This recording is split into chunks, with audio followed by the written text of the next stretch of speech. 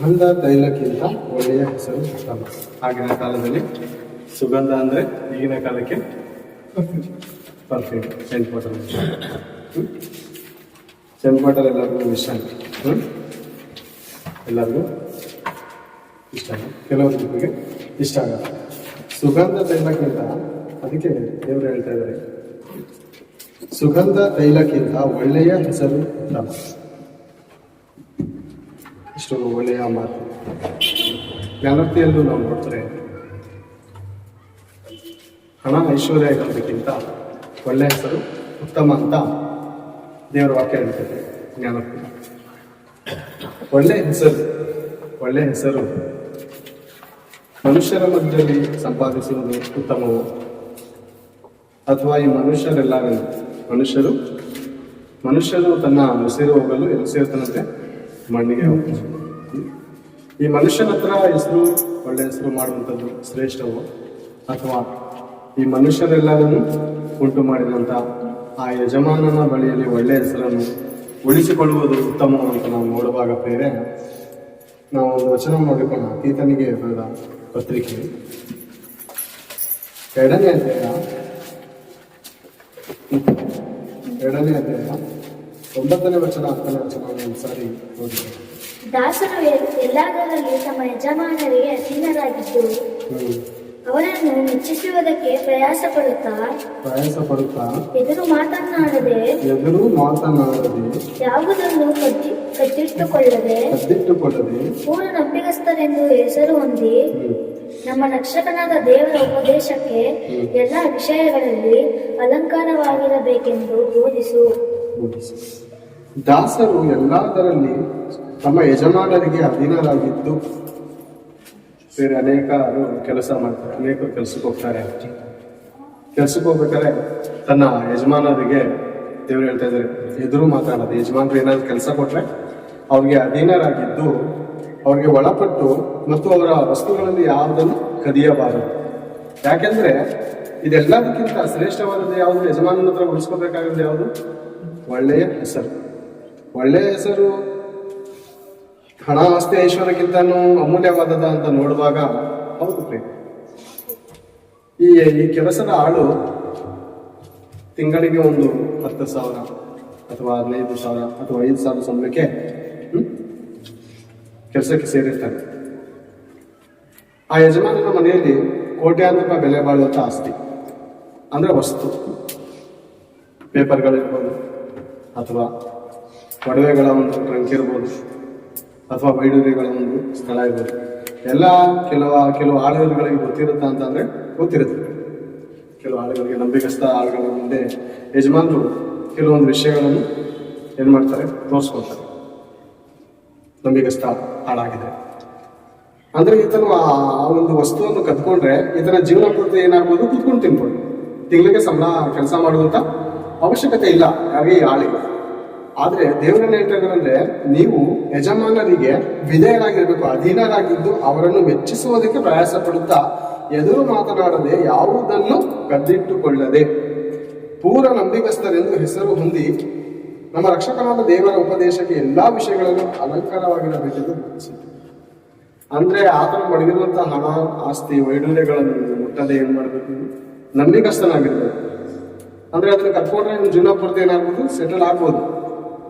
ಆದ್ರೆ ಯಾವುದು ಉತ್ತಮ? ನಾವು ನೋಡಿಕೊಂಡ ಹಾಗೆ ಕೇಳಿಕೊಂಡ ಹಾಗೆ ಒಳ್ಳೆಯ ಹೆಸರು ಉತ್ತಮ ಅಂತ. ಸುಗಂಧ ತೈಲಕ್ಕಿಂತ ಒಳ್ಳೆಯ ಹೆಸರು ಉತ್ತಮ. ಸುಗಂಧ ತೈಲ ಅನೇಕ ನಾವು ನೋಡ್ತಿದ್ದೇವೆ. ನಿನ್ನೆ ಹಬ್ಬ ನಡೀತು, ಈ ದಿನನೂ ಹಬ್ಬ ನಡೀತಾ ಇದೆ. ಅಕ್ಕಪಕ್ಕ ಓಡಾಡುವಾಗ ಜನ ನಮ್ಗೆ ಸುಗಂಧದ ವಾಸನೆಗಳು ಬಹಳವಾಗಿ ಬರ್ತವೆ. ಹೌದಾ? ಬನ್ನಿ 2 ದಿವಸ ಬಿಟ್ಟು ನೋಡ್ರಿ, 2 ದಿವಸ ವಾಸನೆ ಇರುತ್ತೆ. ಅವತ್ತು ಹಬ್ಬ ಇರುತ್ತೆ. ದೇವರ ವಾಕ್ಯ ಏನ್ ಹೇಳುತ್ತೆ ಅಂದ್ರೆ, ಒಳ್ಳೆಯ ಹೆಸರು ಉತ್ತಮ. ಅಂದ್ರೆ ಈ ಸಂತೋಷ ಎಷ್ಟು ಮಟ್ಟಿಗೆ ಇದೆ? ಇದು ಎಷ್ಟು ಕಾಲ ಹೊಂದದ್ದು? ಕ್ಷಣಿಕವಾದ ಸಂತೋಷ, ಶಾಶ್ವತವಾದ ಸಂತೋಷ ಅಲ್ಲ ಇದು, ಕ್ಷಣಿಕವಾದ ಸಂತೋಷ. ಈ ಕ್ಷಣಿಕವಾದ ಸಂತೋಷಕ್ಕೋಸ್ಕರ ನಿಮ್ಮ ಒಳ್ಳೆಯ ಹೆಸರನ್ನು ಹಾಳು ಮಾಡಿಕೊಳ್ಳದೆ ನೀವು ಒಳ್ಳೆ ಹೆಸರನ್ನು ಸಂಪಾದನೆ ಮಾಡಬೇಕು. ನೀವು ಅಲಂಕೃತರಾಗಿರಬೇಕು. ಯಾವ್ದ್ರಿಂದ ಅಲಂಕೃತ ಮಾಡ್ಕೋಬೇಕು? ದೇವರ ವಾಕ್ಯದಿಂದ ನಮ್ಮನ್ನು ನಾವು ಅಲಂಕೃತ ಮಾಡ್ಕೋಬೇಕಂತ ಮತ್ತಾಯನ ಬರೆದ ಸುವಾರ್ತೆ 5ನೇ ಅಧ್ಯಾಯ 14ನೇ ವಚನ ಒಂದ್ಸರಿ ತೆಗೆದು ನೋಡಿ. ಮತ್ತು ದೀಪವನ್ನು ಹೊತ್ತಿಸಿ ಒಳಗದೊಳಗೆ ಇಡುವುದಿಲ್ಲ, ದೀಪಸ್ತಂಭದ ಮೇಲೆ ಇಡುತ್ತಾರಷ್ಟೇ. ಆಗ ಅದು ಮನೆಯಲ್ಲಿರುವವರೆಲ್ಲರಿಗೆ ಬೆಳಕು ಕೊಡುವುದು. ಅದರಂತೆ ನಿಮ್ಮ ಬೆಳಕು ಜನರ ಮುಂದೆ ಪ್ರಕಾಶಿಸಲಿ. ಅದರಂತೆ ನಿಮ್ಮ ಅಲಂಕೃತವಾದಂತ ಜೀವಿತ ಯಾರ ಮುಂದೆ ಪ್ರಕಾಶಿಸಬೇಕಂತೆ? ಜನರ ಮುಂದೆ ಪ್ರಕಾಶಿಸಿದರೆ ಆಗೇನಾಗುತ್ತಂತೆ ಬೇರೆ ಕೆಳಗಡೆ ಓದಿ. ಹೀಗಾದರೆ ಅವರು ನಿಮ್ಮ ಒಳ್ಳೆ ಕ್ರಿಯೆಗಳನ್ನು ನೋಡಿ ಪರಲೋಕದಲ್ಲಿರುವ ನಿಮ್ಮ ತಂದೆಯನ್ನು ಕೊಂಡಾಡುವರು. ಹೀಗಾದರೆ ಪರಲೋಕದಲ್ಲಿರುವ ನಿಮ್ಮ ತಂದೆಗೆ ಕೊಂಡಾಡುವರು. ಅಂದ್ರೆ ತಂದೆಗೆ ಕೊಂಡಾಡಬೇಕಂದ್ರೆ ಒಳ್ಳೆಯ ಹೆಸರಿನಿಂದಲ್ಲ ಅಥವಾ ಧನೈಶ್ವರ್ಯದಿಂದಲ್ಲ ಅಂತ ನೋಡುವಾಗ, ಸುಗಂಧದಿಂದಲ್ಲ ಅಂತ ನೋಡುವಾಗ ಯಾವ್ದ್ರಿಂದನೂ ಅಲ್ಲ, ಸತ್ಕ್ರಿಯೆ ಅಂದ್ರೆ ಒಳ್ಳೆ ಕ್ರಿಯೆಗಳ ಮೂಲಕ ನೀವು ಅಲಂಕೃತರಾದರೆ ನಮ್ಮ ಒಳ್ಳೆ ಕ್ರಿಯೆಗಳನ್ನು ನೋಡಿ ಯಾರನ್ನ ಕೊಂಡಾಡ್ತಾರಂತೆ? ದೇವರನ್ನ ಕೊಂಡಾಡ್ತಾರೆ. ಕೇವಲ ಕ್ರೈಸ್ತರು ಮಾತ್ರ ಕೊಂಡಾಡ್ತಾರಂತ ಇದರಲ್ಲಿ ಬರೆದಿರೋ ವಾಕ್ಯದ ಅರ್ಥನ ಇಲ್ಲ. ಹೊರಗಡೆ ಇರುವಂತ ಜನರು ನೋಡಿ ಕೂಡ ಇವ್ರು ನಂಬಿರುವಂತ ದೇವರ ಒಂದು ಒಳ್ಳೆಯ, ಇವ್ರು ನಂಬಿರುವಂತ ದೇವರು ನಿಜವಾದ ಒಳ್ಳೆ ದೇವರು ಇರಬೇಕು. ಅದಕ್ಕೆ ಇವರ ಮನಸ್ಥಿತಿ ಹೇಗಿದೆ ಅಂದ್ರೆ ಚಿಕ್ಕ ಮಗುವಿನಂತೆ ಇದೆ. ಒಳ್ಳೆಯ ಮನುಷ್ಯರು ಇವರು, ಒಳ್ಳೆಯ ಮನುಷ್ಯರು. ನಮ್ಮ ಚಿಕ್ಕಮ್ಮ ಒಂದು ಸ್ವಲ್ಪ ವರ್ಷಗಳಿಂದ ಹೇಳಿದಂತ ಮಾತು, ಅವರು ಕೆಲಸಕ್ಕೆ ಹೋಗುವಾಗ ಅಲ್ಲಿರುವಂತ ಯಜಮಾನರು ಅವ್ರಿಗೆ ಕೀ ಕೊಡೋದಕ್ಕೆ, ಕೆಲವೊಂದು ಕೀ ಕೊಡೋದಕ್ಕೆ ಭಯ ಪಡ್ತಾ ಇದ್ರು. ಯಾಕಂದ್ರೆ ಇವ್ರು ನಂಬಿಗಸ್ತರಂತ ಅವ್ರಿಗೆ ಗೊತ್ತಿಲ್ಲ ಅಲ್ವಾ, ಆದ್ರಿಂದ ಕೀ ಕೊಡೋದಕ್ಕೆ ಭಯ ಪಡ್ತಾ ಇದ್ರು. ಸ್ವಲ್ಪ ತಿಂಗಳು ಹೋಗ್ತಾ ಸ್ವಲ್ಪ ದಿನಗಳು ಹೋಗ್ತಾ ಅವ್ರು ಕೀ ಕೊಟ್ಟು ಹೋದ್ರಂತೆ. ಅಂದ್ರೆ ನಂಬಿಕೆ ನಂಬಿಗಸ್ತರ ಅಂತ ಆಗ ಕೀ ಕೊಟ್ಟು ಹೋದ್ರಂತೆ. ಅದರಂತೆ ದೇವರು ನಮಗೆ ನಂಬಿಗಸ್ತರೆಂದು ನಮ್ಮನ್ನು ಅಲಂಕೃತ ಮಾಡುವುದು ಯಾವಾಗ ಅಂತ ಅಂದ್ರೆ, ಮೊದಲನೇದಾಗಿ ನಾವು ಯಾರ ಹತ್ರ ಒಳ್ಳೆ ಹೆಸರು ಪಡ್ಕೋಬೇಕು? ಯಜಮಾನನಾದ ನಮ್ಮ ಸೃಷ್ಟಿಕರ್ತನ ಬಳಿಯಲ್ಲಿ ನಾವು ಒಳ್ಳೆ ಹೆಸರು ಪಡ್ಕೊಳ್ಳೋದಾದ್ರೆ ದೇವರು ನಮ್ಗೇನ್ ಮಾಡ್ತಾರೆ? ಅಲಂಕರಿಸ್ತಾರಂತೆ. ಯಾವ್ದ್ರಿಂದ? ನಾವು ಬೆಳಕನ್ನಾಗಿ ನಮ್ಮನ್ನು ಮಾಡುವುದಕ್ಕೆ ದೇವರು ಇಷ್ಟಪಡ್ತಾರೆ ಮತ್ತು ಉಪ್ಪನ್ನಾಗಿ ಮಾಡುವುದಕ್ಕೆ ದೇವರು ಇಷ್ಟಪಡ್ತಾರೆ. ಬೆಳಕು ಇದು ಬಹಳ ಪ್ರಾಮುಖ್ಯವಾಗಿದೆ. ಎಷ್ಟೇ ನಾವು ಗೊತ್ತಿರುವಾಗ ಗೋತಿಗೆ ನಾವು ಆಲೋಚನೆ ಮಾಡುವಾಗ ಆಹಾರ ಎಷ್ಟೇ ಅದ್ಭುತವಾಗಿ ಮಾಡಿ, ಎಲ್ಲಾ ರೀತಿಯಲ್ಲಿ ಮಸಾಲೆ ಹಾಕಿ, ಎಲ್ಲಾ ರೀತಿಯಲ್ಲಿ ಒಳ್ಳೆ ಎಣ್ಣೆ ಹಾಕಿ, ಒಳ್ಳೆ ಮಾಂಸ ಹಾಕಿ, ಎಲ್ಲವೂ ಒಳ್ಳೆ ರೀತಿಯಲ್ಲಿ ಮಾಡಿ ಕೇವಲ ಉಪ್ಪಿಲ್ಲ ಅಂದ್ರೆ ಅದು ರುಚಿ ಕಾಣುತ್ತಾ? ಇಲ್ಲ ಪ್ರೇರೆ. ಅದರಂತೆ ಪ್ರೇರೆ ನಾವೆಲ್ಲಾದ್ರಲ್ಲೂ ಸುಗಂಧ ತೈಲ ಅಂದ್ರೆ ಹಣದಲ್ಲಿ, ಐಶ್ವರ್ಯದಲ್ಲಿ, ಮನುಷ್ಯರ ಮುಂದೆ ಒಳ್ಳೆ ಹೆಸರಿನ ನಿಮಿತ್ತ ನಾವು ಅನೇಕ ರೀತಿಯಲ್ಲಿ ನಾವು ಹೊಳಿತಾ ಇದ್ರು. ಆದ್ರೆ ದೇವರ ಮುಂದೆ ನಾವು ಒಳ್ಳೆ ಹೆಸರನ್ನು ಪಡೆದೇ ಹೋದ್ರೆ ಏನಂತೆ ಬೇರೆ? ನಮ್ಮ ಜೀವನ ಶ್ರೇಷ್ಠವಾದ ನಮ್ಮ ಜೀವನ. ಕಳೆದ ವಾರ ಗುರುವಾಗ ಒಂದು ಮಾತನ್ನು ಹೇಳಿದ್ರು. ಏನಂದ್ರೆ, ಪರಿಶುದ್ಧತೆ ಹೊರಗಿನ ತೋರಿಕೆಗೆ ಸಂಬಂಧಪಟ್ಟದಲ್ಲ, ಅಂತರಂಗಕ್ಕೆ ಸಂಬಂಧಪಟ್ಟದ್ದು. ಈ ಅಲಂಕೃತವಾದದ್ದು ಅದೇ ರೀತಿ ಅಲಂಕೃತವಾದದ್ದು ಹೊರಗಿನ ತೋರಿಕೆಗೆ ಸಂಬಂಧಪಟ್ಟದಲ್ಲ, ಅಂತರಂಗಕ್ಕೆ ಸಂಬಂಧಪಟ್ಟಂತ ಶೃಂಗಾರವಾಗಿದೆ. ಅಂತರಂಗಕ್ಕೆ ಒಳಪಟ್ಟದ ಶೃಂಗಾರ. ನಾನು ಕೂಡ ಹಬ್ಬಗಳು, ಈ ತರ ಹಬ್ಬಗಳೆಲ್ಲ ಬರುವಾಗ ಹೊಸ ಬಟ್ಟೆ ಒಂದು ತಿಂಗಳು ಮುಂಚೆನೆ ಹೊಲಿಸಿ ಒಂದೊಂದು ದಿನಕ್ಕೆ ಒಂದೊಂದು ತರ ಸೆಂಟ್ ಬಾಟಲ್, ಓಕೆನಾ? ಒಂದು ದಿನಕ್ಕೆ ಒಂದೊಂದು ಸೆಂಟ್ ಬಾಟಲ್. 3 ದಿವಸ ಹಬ್ಬ ಇದ್ರೆ 3 ಜೋಡಿ ಬಟ್ಟೆ, 2 ದಿವಸ ಹಬ್ಬ ಇದ್ರೆ 2 ಜೋಡಿ ಬಟ್ಟೆ. ಇದನ್ನೆಲ್ಲ ಉಪಯೋಗ ಮಾಡುವಾಗ ಈಗ ವಾಕ್ಯ ನಮಗೆ ಅರ್ಥ ಇದೆ ನನಗೆ. ಅಂದ್ರೆ ಸುಗಂಧ ತೈಲ ಪ್ರಪಂಚನ ಮೆಚ್ಚಿಸಬೇಕಂತ ನಾವೇನು ಒಳಪಾಗಿ ಇರ್ಬೇಕಂತ ಇಷ್ಟಪಡ್ತೇವೆ. ಆದ್ರೆ ಒಳಗಡೆ ಏನಿದೆ? ಒಳಗಡೆ ಭಯಂಕರವಾದಂತ ಪಾಪ ಇದೆ. ಪ್ರಪಂಚದಲ್ಲೂ ಅಷ್ಟೇನೆ, ಪ್ರಪಂಚ ಮತ್ತೊಬ್ಬರನ್ನು, ಮನುಷ್ಯರನ್ನು, ಎದುರುಗಡೆ ಮನುಷ್ಯರನ್ನ ಮೆಚ್ಚಿಸೋದಕ್ಕೆ ಇಷ್ಟಪಡ್ತಾರೆ, ಸುತ್ತಮುತ್ತ ಇರುವಂತ ಜನರನ್ನು ಮೆಚ್ಚಿಸೋದಕ್ಕೆ ಇಷ್ಟಪಡ್ತಾರೆ, ತನ್ನ ಸಂಬಂಧಿಕರನ್ನು ಮೆಚ್ಚಿಸೋದಕ್ಕೆ ಇಷ್ಟಪಡ್ತಾರೆ. ಹೌದಾ? ಹೌದು ಪ್ರೇಮ. ಸಾಲ ಮಾಡೋದ್ರು ಅವರು ಅನೇಕ ಕಾರ್ಯಕ್ರಮಗಳನ್ನ ಮಾಡ್ಬೇಕು. ಯಾಕಂದ್ರೆ ಎದುರುಗಡೆ ಇರುವಂತ ಮನುಷ್ಯ ಮಾಡ್ತಾ ಇದ್ದಾನೆ ಏನ್ರಿ, ನಾವು ಮಾಡಬಾರ್ದ? ಅವ್ರು ಹೊಸ ಬಟ್ಟೆ ತಗೊಂಡಿದ್ದಾರೆ, ನಾವು ತಗೋಬಾರ್ದ? ಅವ್ರು ಈ ರೀತಿ ಗಾಡಿ ತಗೊಂಡಿದ್ದಾರೆ, ನಾವು ತಗೋಬಾರ್ದ ಅಂತ ನೋಡುವಾಗ ಪ್ರೇರೆ ಒಬ್ರಿಗೊಬ್ರು ಪ್ರಪಂಚದಲ್ಲಿ ಏನಾಗಿದೆ ಹೇಳಿ? ಕಾಂಪಿಟೇಷನ್ ಆಗಿದೆ. ನಮ್ಮ ಕ್ರೈಸ್ತಿಯ ಜೀವಿತದಲ್ಲಿ ಆತನ ಒಂದು ಹಾಡು ಆಡಿದ್ದಾನೆ, ನಾನು 2 ಹಾಡು ಆಡಬೇಕು. ಆತನು 2 ವಚನ ಓದಿದ್ದಾನೆ, ನಾನು 4 ವಚನ ಓದ್ತೀನಿ. ಆತನು ವಾರಕ್ಕೊಂದ್ಸರಿ ವಾಕ್ಯ ಸಂದೇಶ ಕೊಡ್ತಾ ಇದ್ದಾನೆ. ನಾನು ದಿವಸಕ್ಕೆ 5 ನಿಮಿಷ ಆದ್ರೂ ದೇವರ ವಾಕ್ಯ ಸಂದೇಶವನ್ನು ಕೊಡ್ಬೇಕಂತ. ನಮ್ಮ ಜೀವಿತದಲ್ಲಿ ಏನಾಗಿರ್ಬೇಕು ಬೇರೆ? ಹೋರಾಟ ಮಾಡ್ಬೇಕು. ನಾವು ಹೋರಾಟ ಮಾಡ್ಬೇಕಂತಂದ್ರೆ ಮಾಡ್ಬೇಕು ಪ್ರೇಮ. 2 ವಚನ ನೋಡಿಕೊಳ್ಳುವಾಗ ಅದೇ ಫಿಲಿಪಿ 2:15.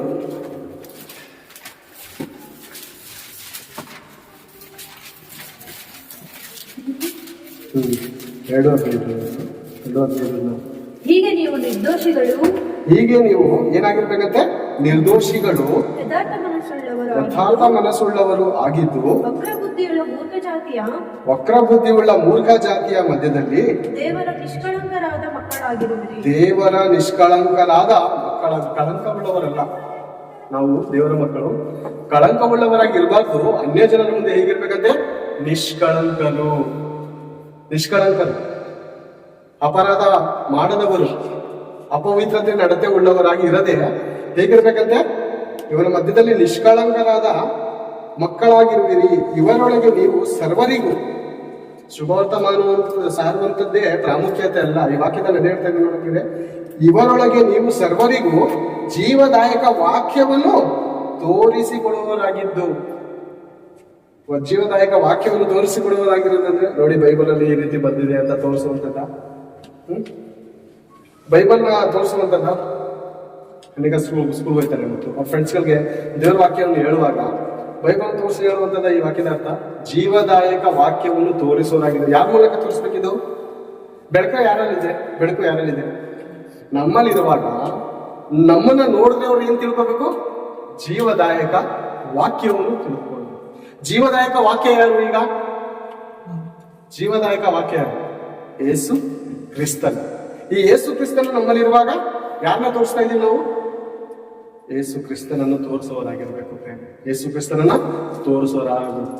ಸುತ್ತಮುತ್ತಲಿರುವಂತ ಜನರು ಒಳ್ಳೆ ರೀತಿಯಲ್ಲಿ ಇರ್ತಾರಂತ ಅನ್ಕೊಳ್ಳುವುದು ತಪ್ಪು ಪ್ರೇಮ.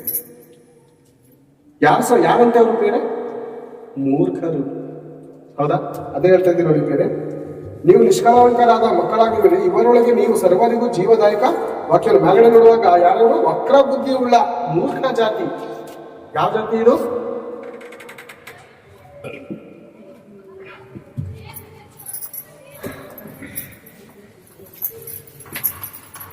ಒಂದೊಂದ್ಸರಿ ವಚನ ಓದಿಕೊಳ್ಳೋದು. ಫಿಲಿಪಿ 2. ಹೀಗೆ ನೀವು ನಿರ್ದೋಷಿಗಳು, ಯಥಾರ್ಥ ಮನಸ್ಸುಳ್ಳವರು ಆಗಿದ್ದು ವಕ್ರಬುದ್ಧಿಯುಳ್ಳ ಮೂರ್ಖ ಜಾತಿಯ ಮಧ್ಯದಲ್ಲಿ ದೇವರ ನಿಷ್ಕಳಂಕರಾದ ಮಕ್ಕಳಾಗಿರುವಿರಿ. ಇವರೊಳಗೆ ನೀವು ಸರ್ವರಿಗೂ ಜೀವದಾಯಕ ವಾಕ್ಯವನ್ನು ತೋರಿಸಿಕೊಡುವವರಾಗಿದ್ದು ಲೋಕದೊಳಗೆ ಹೊಳೆಯುವ ಜ್ಯೋತಿರ್ಮಂಡಲಗಳಂತೆ ಕಾಣಿಸುವವರಾಗಿದ್ದೀರಲ್ಲ. ವಕ್ರ ಬುದ್ಧಿಯುಳ್ಳ ಮೂರ್ಖ ಜಾತಿ. ಪ್ರಪಂಚದಲ್ಲಿರುವಂತ ಕೆಲವು ಜನರು ಏನಾಗಿದ್ದಾರೆ ಅಂದ್ರೆ ವಕ್ರ ಬುದ್ಧಿ. ಒಳ್ಳೇದೇಳಿದ್ರೆ ಅವ್ರಿಗೆ ಇಷ್ಟ ಆಗತ್ತೆ. ಒಳ್ಳೇದೇಳಿದ್ರೆ ಇಷ್ಟಪಡ್ತಾರ ಬೇರೆ. ನೋಡಪ್ಪ, ಗಾಡಿ ಸ್ಪೀಡಾಗಿ ಓಡಿಸ್ಕೋಬೇಡ, ಅಲ್ಲೆಲ್ಲ ಇದೆ. ಹುಷಾರಾಗು, ಮನೇಲಿ ತಂದೆ ತಾಯಿಗಳು ಕಾಯ್ತಾ ಇರ್ತಾರೆ ಅಂದ್ರೆ ಕೇಳುವಂತ ಮಕ್ಕಳು ಇದ್ದಾರ? ಕೇಳೋದು ಬೈಕಿಂದ ಕೆಲವರು ಬರ್ಸಿರ್ತಾರೆ. ಮೈ ಲೈಫ್ ಏನೋ ಬಂದಿರ್ತಾರೆ, ಮೈ ಲೈಫ್ ಮೈ ರೂಲ್ಸ್ ಅಂದ್ರೆ ಆತನದ ಜೀವನ ಅಂತೆ, ಆತನದ ರೂಲ್ಸ್ ಅಂತ. ಬಿದ್ದು ಕೈ ಕಟ್ಟಾದ್ರೆ ನಂದೇ ಕೈ ಇದು, ಬಂದು ಜೋಡಿಸ್ಕೊಳ್ಳೋ ಅಂದ್ರೆ ಬಂದು ಜೋಡಿಸ್ಕೊಳ್ತಾ. ಏಯ್ ನಂದೇ ಕಾಲಿದು, ಯಾಕೆ ಅಲ್ಲಿದ್ಯಾ, ಯಾಕೆ ಪೀಸಾಗ ಅಷ್ಟು ದೂರ ಇದೆಯಾ, ಬಂದು ಜಾಯ್ನ್ ಆಗತ್ತಾ? ಲೈಫ್ ಯಾರ್ದು? ದೇವರದು ಪ್ರಿಯ. ಲೈಫು ದೇವರದು. ಇದರಿಂದ ಸತ್ಕಾರ್ಯಗಳನ್ನು ಮಾಡ್ಬೇಕಂತ ಒಂದು ಕೈ ಕೊಟ್ಟಿದ್ದಾನೆ, ಕಾಲು ಕೊಟ್ಟಿದ್ದಾನೆ, ಅವಯವಗಳ ಇಟ್ಟು ಕೊಟ್ಟಿದ್ದಾನೆ. ಇದ್ರ ಮೂಲಕ ದೇವರ ಪ್ರಭಾವವನ್ನು ಪ್ರಕಾಶಪಡಿಸ್ಬೇಕಂತ ದೇವ್ರು ಕೊಟ್ಟಿದ್ದಾನೆ. ಆದ್ರೆ ಮನುಷ್ಯನ ಏನಾಗಿದ್ರೆ ಯಾರ ಪ್ರಭಾವ ಪ್ರಕಾಶಪಡಿಸ್ತಾ ಇದ್ರೆ? ದೆವ್ವದ ಪ್ರಭಾವವನ್ನು ಪ್ರಕಾಶಪಡಿಸ್ತಾರೆ. ಇವರೊಳಗಡೆ ನಾವು ಕ್ರೈಸ್ತರಾಗಿರೋರು ಏನಿರ್ಬೇಕಂತೆ? 2ನೇ ವಚನ 14ನೇ ವಚನ ಹೇಳುತ್ತೆ, ಇವರೊಳಗೆ ನೀವು ಸರ್ವರಿಗೂ ಜೀವದಾಯಕ ವಾಕ್ಯವನ್ನು ತೋರಿಸಿಕೊಡುವವರಾಗಿದ್ದು ಲೋಕದೊಳಗೆ ಹೊಳೆಯುವ ಜ್ಯೋತಿರ್ಮಂಡಲಗಳಂತೆ ಕಾಣಿಸುವವರಾಗಿದ್ದೀರಲ್ಲ ಅಂತ ಹೇಳ್ತಾ ಇದ್ದಾರೆ ಭಕ್ತನಾದ. ಅಂದ್ರೆ ಆಕಾಶದ ಕಡೆ ನೋಡುವಾಗ ಪ್ರೇರೆ ಎಲ್ಲಾರು ಜಾಸ್ತಿ ಕಾಣೋದೇ ಬೆಳಕು, ಅಂದ್ರೆ ಚಂದ್ರ ಮತ್ತೆ ನಕ್ಷತ್ರಗಳು. ನಕ್ಷತ್ರದ ಅಕ್ಕಪಕ್ಕಗಳು ಕತ್ತಲೆ ಜಾಸ್ತಿ ಇರುತ್ತಾ ಅಥವಾ ಈ ಜ್ಯೋತಿಗಳೇ ಜಾಸ್ತಿ ಇರುತ್ತಾ ನಕ್ಷತ್ರಗಳು?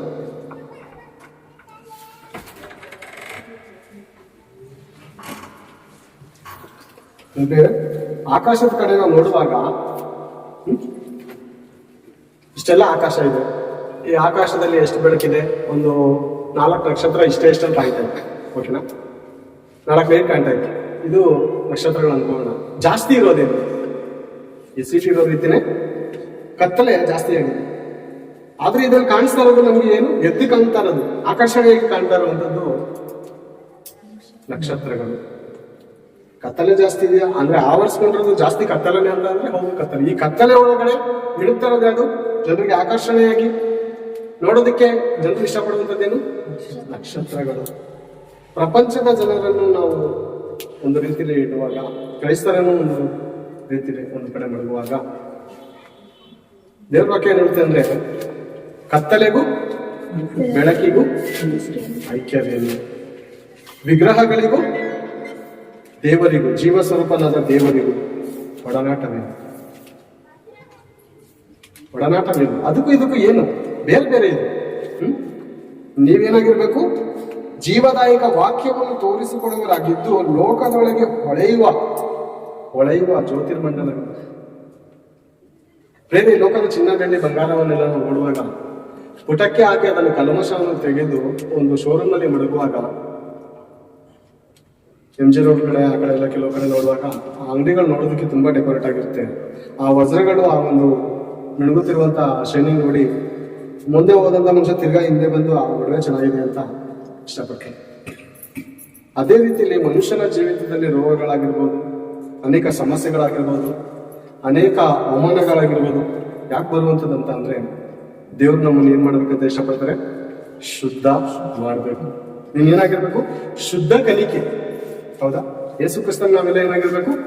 ಶುದ್ಧ ಕಲಿಕೆ ಆಗಿರ್ಬೇಕಂತಾನೆ ಈ ಲೋಕದಲ್ಲಿ ಅನೇಕ ರೀತಿಯಾದಂತಹ ಅವಮಾನಗಳಾಗಿರ್ಬೋದು, ನಿಂದೆಗಳಾಗಿರ್ಬೋದು, ರೋಗಗಳಾಗಿರ್ಬೋದು, ಅನೇಕ ಸಾಧಕ ಸಮಸ್ಯೆಗಳಾಗಿರ್ಬೋದು. ಯಾಕೆ ಬರ್ತವೆ ಅಂತಂದ್ರೆ ಕೆಲವೊಂದು ನಾವು ಮಾಡ್ಕೊಂಡಿರ್ತೀವಿ, ಕೆಲವೊಂದು ದೇವರು ಪಾಠ ಕಲಿಸ್ಬೇಕಂತ ಮಾಡ್ತಾರೆ.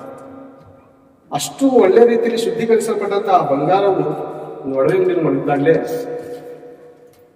ಅದು ಒಳ್ಳೆ ರೀತಿಯಲ್ಲಿ ನುಗ್ಗುವಂಥದ್ದಾಗಿದೆ. ಅದೇ ರೀತಿ ದೇವರ ಕೈಯಲ್ಲಿ ನಾವು ಏನಾಗಿರ್ಬೇಕು? ದೇವರ ಕೈಯಲ್ಲಿ ನಾವು ಒಂದು ಒಳ್ಳೆ ರೀತಿಯಾದಂತಹ ಆಯುಧಗಳಾಗಿರ್ಬೇಕು. ದೇವರ ಕೈಯಲ್ಲಿ ಆಯುಧಗಳಾಗಿದ್ರೆ ಶತ್ರುವಾಗಿರುವಂತಹ ಸೈತಾನನನ್ನು ನಾವು ಸೋಲಿಸುವುದಕ್ಕೆ ದೇವರೇನ್ ಮಾಡೋರಾಗಿರ್ತಾರೆ? ನಮ್ಮನ್ನು ಉಪಯೋಗಿಸೋರಾಗಿರ್ತಾರೆ. ಹೌದು ಪ್ರೇಮಿ. ಹಾಗೆ ನಾವು ಕೆಳಗಡೆ ವಚನ ನೋಡಿಕೊಂಡು ಅದನ್ನೇ ಪ್ರಸಂಗಿ ಗ್ರಂಥದಲ್ಲಿ 7ನೇ ಅಧ್ಯಾಯದಲ್ಲಿ ನಾವು ಕೆಳಗಡೆ ಓದಿಕೊಳ್ಳೋಣ. 7ನೇ ಅಧ್ಯಾಯ 1ನೇ ವಚನ ಓದಿದ್ದು 2ನೇ ವಚನ ನೋಡಿಕೊಳ್ಳೋಣ. ಎಲ್ಲ ಮನುಷ್ಯರಿಗೂ ಕೊನೆಗೂ ಇದೇ ಗತಿ. ಜೀವಂತನು 1ರಿಂದ ಸುಗಂಧ ತೈಲಕ್ಕಿಂತ ಒಳ್ಳೆಯ ಹೆಸರು ಉತ್ತಮ. ಜನನ ದಿನಕ್ಕಿಂತ ಮರಣ ದಿನ ಮೇಲು. ಔತಣದ ಮನೆಗಿಂತ ಮರಣದ ದುಃಖದ ಮನೆಗೆ ಹೋಗುವುದು ಲೇಸು. ಸಾಕು. ಜನನ ದಿನಕ್ಕಿಂತ ಮರಣ ದಿನ ಮೇಲಂತೆ. ನಿಜವಾಗ್ಲೂ ನಂತರ ಇದೆ ಲೋಕ ಜನ ನಂತರ. ಜನನ ದಿನಕ್ಕಿಂತ ಮರಣ ದಿನ ಲೇಸಂತೆ. 2ನೇ ವಚನದಲ್ಲಿ ನೋಡುವಾಗ ಎಲ್ಲ ಮನುಷ್ಯರಿಗೂ ಕೊನೆಗೆ ಇದೇ ಗತಿ. ಮ್ಯಾರಡಿ ಜನನ ದಿನಕ್ಕಿಂತ ಮರಣ ದಿನ ಮೇಲೂ ಔತಣದ ಮನೆಗಿಂತ ಮರಣ ದುಃಖದ ಮನೆಗೆ ಹೋಗುವುದು ಲೇಸು. ನಮಗೆಲ್ಲ ಗೊತ್ತಿರೋಂಗೆ ಯೇಸು ಕ್ರಿಸ್ತನು ತನಗಿರುವಂತ 3 ವರ್ಷ ಆಯುಷ್ಕಾಲದಲ್ಲಿ, ಅಂದ್ರೆ ಸೇವೆ ಪ್ರಾರಂಭ ಮಾಡಿದ ಆಯುಷ್ಕಾಲದಲ್ಲಿ ಎಷ್ಟು ಮರಣ ದುಃಖದ ಮನೆಗೆ ಹೋದ್ರು, ಎಷ್ಟು ಔತಣದ ಮನೆಗೆ ಹೋದ್ರು? ಜಾಸ್ತಿ. ಯೋಹಾನನ ಬರೆದ ಸುವಾರ್ತೆಯಲ್ಲಿ ದ್ರಾಕ್ಷಾರಸ ಅದ್ಭುತ ಮಾಡೋದಕ್ಕೋಸ್ಕರ ಔತಣದ ಮನೆಗೆ ಹೋದ್ರು. ಅದು ಬಿಟ್ರೆ ಔತಣದ ಮನೆಗೆ ಹೋಗೋದು ನೋಡಿದ್ರ? ಎಲ್ಲೋದ್ರು ಅಂದ್ರೆ ಒಂದು ಹೆಣ್ಣು ಸತ್ತಿದಾಗ, ಒಂದು ಹೆಣ್ಮಗು ಯೌವನ ಪ್ರಾಯದಲ್ಲಿ ಸತ್ತಿದಾಗ ಅಲ್ಲಿರುವಂತ ಜನರು ಅವ್ರ ತಂದೆ ಬಂದು ಯೇಸು ಕ್ರಿಸ್ತನ ನನ್ನ ಮಗಳಿಗೆ ಭಯಂಕರವಾದಂತ ಜ್ವರ ಇದೆ, ರೋಗ ಇದೆ, ಬಂದು ಕಾಪಾಡಿ ಅಂದಾಗ ಒಬ್ಬ ಒಂದೇ ಹೇಳ್ತಾನೆ, ಗುರುವಿಗೆ ತೊಂದರೆ ಕೊಡಬೇಡ, ನನ್ನ ಮಗಳು ಸತ್ತಿದ್ದಾಳೆ. ಅಂದ್ರೆ ಮರಣದ ಮನೆಗೆ ಹೋಗ್ತಾರೆ ಯೇಸು ಪ್ರಭು. ಮತ್ತೆ ಕ್ರೈಸ್ತರ ಅಂತ ನಾವೆಲ್ಲ ಮನೆಗೆ ಹೋಗಿ ಇಷ್ಟಪಡ್ತೀವಿ. ಬರ್ತಡೇ ದಿವಸ ನಿಜವಾಗ್ಲೂ ಆ ಬರ್ತಡೇ ಮಾಡಿಸ್ಕೊಡುವಂತ ಮನುಷ್ಯ ದುಃಖ ಪಡುವಂತ ವಿಷಯ. ನನ್ನ ಜೀವಿತದಲ್ಲಿ 365 ದಿವಸ ಹೊಡೋಗ್ತಲ್ಲ, ಇನ್ನು ಉಳಿದಿರುವಂತ ದಿನ. ಮತ್ತೆ ಜ್ಞಾನದಂತ ಸೊಲೊಮೋನನು ಪ್ರಸಂಗಿಲಿ ಹೇಳುವಂತ ಮಾತು, ಅದ್ಭುತವಾದಂತ ಮಾತು. ಈ ಮಾತು ಅವನು ಹೇಳಿರ್ಬೇಕಾದ್ರೆ ಇವ್ರ ತಂದೆ ಅಂತ ಮಾತು ಹೇಳಿದ್ದಾರೆ ಗೊತ್ತಾ? ಇವ್ರ ತಂದೆ ಯಾರು? ದಾವೀದನು ಎಷ್ಟು ಅದ್ಭುತವಾದಂತ ಮಾತುಗಳನ್ನು ಹೇಳಿದ್ದಾನೆ. ನಿಜವಾಗ್ಲೂ ತಂದೆಗೆ ತಕ್ಕ ಮಗ ಯಾರು? ಸೊಲೊಮೋನ. ದಾವೀದನು ಯಾವ ರೀತಿ ಅದ್ಭುತವಾಗಿ ಕೊಂಡಾಡಿದನು, ಸೊಲೊಮೋನನಾದ ಜ್ಞಾನಿಯಾದ ಸೊಲೊಮೋನನು ಇಷ್ಟು ಒಳ್ಳೆ ರೀತಿಯಲ್ಲಿ ಬರ್ತಾ ಇದೆ ನೋಡಿ. ಜನನ ದಿನಕ್ಕಿಂತ ಮರಣ ದಿನ ಮೇಲು, ಔತಾಣದ ಮನೆಗಿಂತ ಮರಣ ದುಃಖದ ಮನೆಗೆ ಹೋಗುವುದು ಲೇಸು. ಲೇಸ ಬೇರೆ ಅನೇಕ ಅನ್ಯರ ಒಂದು ಮರಣಕ್ಕೆ ನಾವು ದುಃಖದಲ್ಲಿದ್ದಾಗ ಹೋಗಿದಾಗ ಹತ್ರ ಹೋದಾಗ ತುಂಬಾ ಭಯ ಆಗೋದು, ತುಂಬಾ ಭಯ ಆಗೋದು. ಮೂಗ್ಗೆ ಹತ್ತಿ ಮಡಗಿಡೋದು, ಕಡ್ಡಿ ಹಚ್ಚಿರ್ತಾರೆ, ನಾಮಗಳೆಲ್ಲ ಬರೆದು ವಿಚಿತ್ರವಾಗಿ ಮಾಡ್ಬಿಟ್ಟಿರ್ತಾರೆ ಮನುಷ್ಯರು.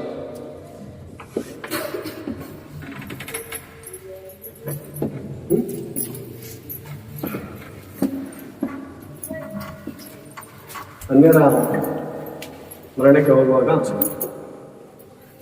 ಬಟ್ಟೆ ಎಳೆಯುವಂಥದ್ದು, ಕುಂಕುಮ ಅಣಿಸುವಂಥದ್ದು, ಮೂಗ್ಗೆ ಹತ್ತಿ ಕೂಗುವಂಥದ್ದು, ಇದೆಲ್ಲ ನೋಡುವಾಗ ಒಂಥರ ಭಯ ಆಗೋದು. ಭಯ ಆಗೋದು. ಏನು ಈ ಮನುಷ್ಯನ ಚೆನ್ನಾಗಿ ಓಡಾಡ್ಕೊಂಡಿದ್ದಲ್ಲ, ಏನಾಯ್ತು ಇದ್ದಕ್ಕಿದ್ದಂಗೆ? ರಾತ್ರಿ ತನ ಚೆನ್ನಾಗಿದೆ, ಚೆನ್ನಾಗಿ ಮಾತಾಡ್ಕೊಂಬೋದ, ಮುಂಜಾನೆ ನೋಡಿದ್ರೆ ಮನೆ ಮುಂದೆ ಬೆಂಕಿ ಹಾಕಿದ್ದಾರೆ, ಏನಾಗಿದೆ? ಭಯ ಆಗುತ್ತೆ. ಈಗಿನ ಕ್ರೈಸ್ತರ ಮಧ್ಯದಲ್ಲಿ ನಡೆಯುವಂತ ಮರಣದ ಮನೆಗೆ ಹೋದಾಗ ಆಚೆ ಕಡೆ ಎಲ್ಲ ಗ್ಲಾಸಲ್ಲಿ ಇಟ್ಟಿರ್ತಾರೆ ಬಾಕ್ಸಲ್ಲಿ, ಹೊರಗಡೆ ಹೋಗಿ ವಸ್ತುಗಳನ್ನ ನೋಡ್ತೀನಿ. ಫ್ರಿಡ್ಜ್ ಇರುತ್ತೆ, ದೊಡ್ಡ ಟಿವಿ ಇರುತ್ತೆ, 3-4 ಥರ ಮಂಚಗಳಿರುತ್ತೆ. ಆದ್ರೆ ಮನುಷ್ಯನು ಇದನ್ನೆಲ್ಲ ಸಂಪಾದನೆ ಮಾಡೋದಕ್ಕೆ ಎಷ್ಟು ಕಷ್ಟಪಟ್ಟ ಯೋಚನೆ ಮಾಡ್ತಾನೆ. ಮೊನ್ನೆ ನಮ್ಮ ಅಣ್ಣನವರು ಯಾರು ರಮಣನವರು ತೀರೋದು ಮನೆ ಹೋದಾಗ ಬಹಳ ದುಃಖ ಅನಿಸ್ತದೆ.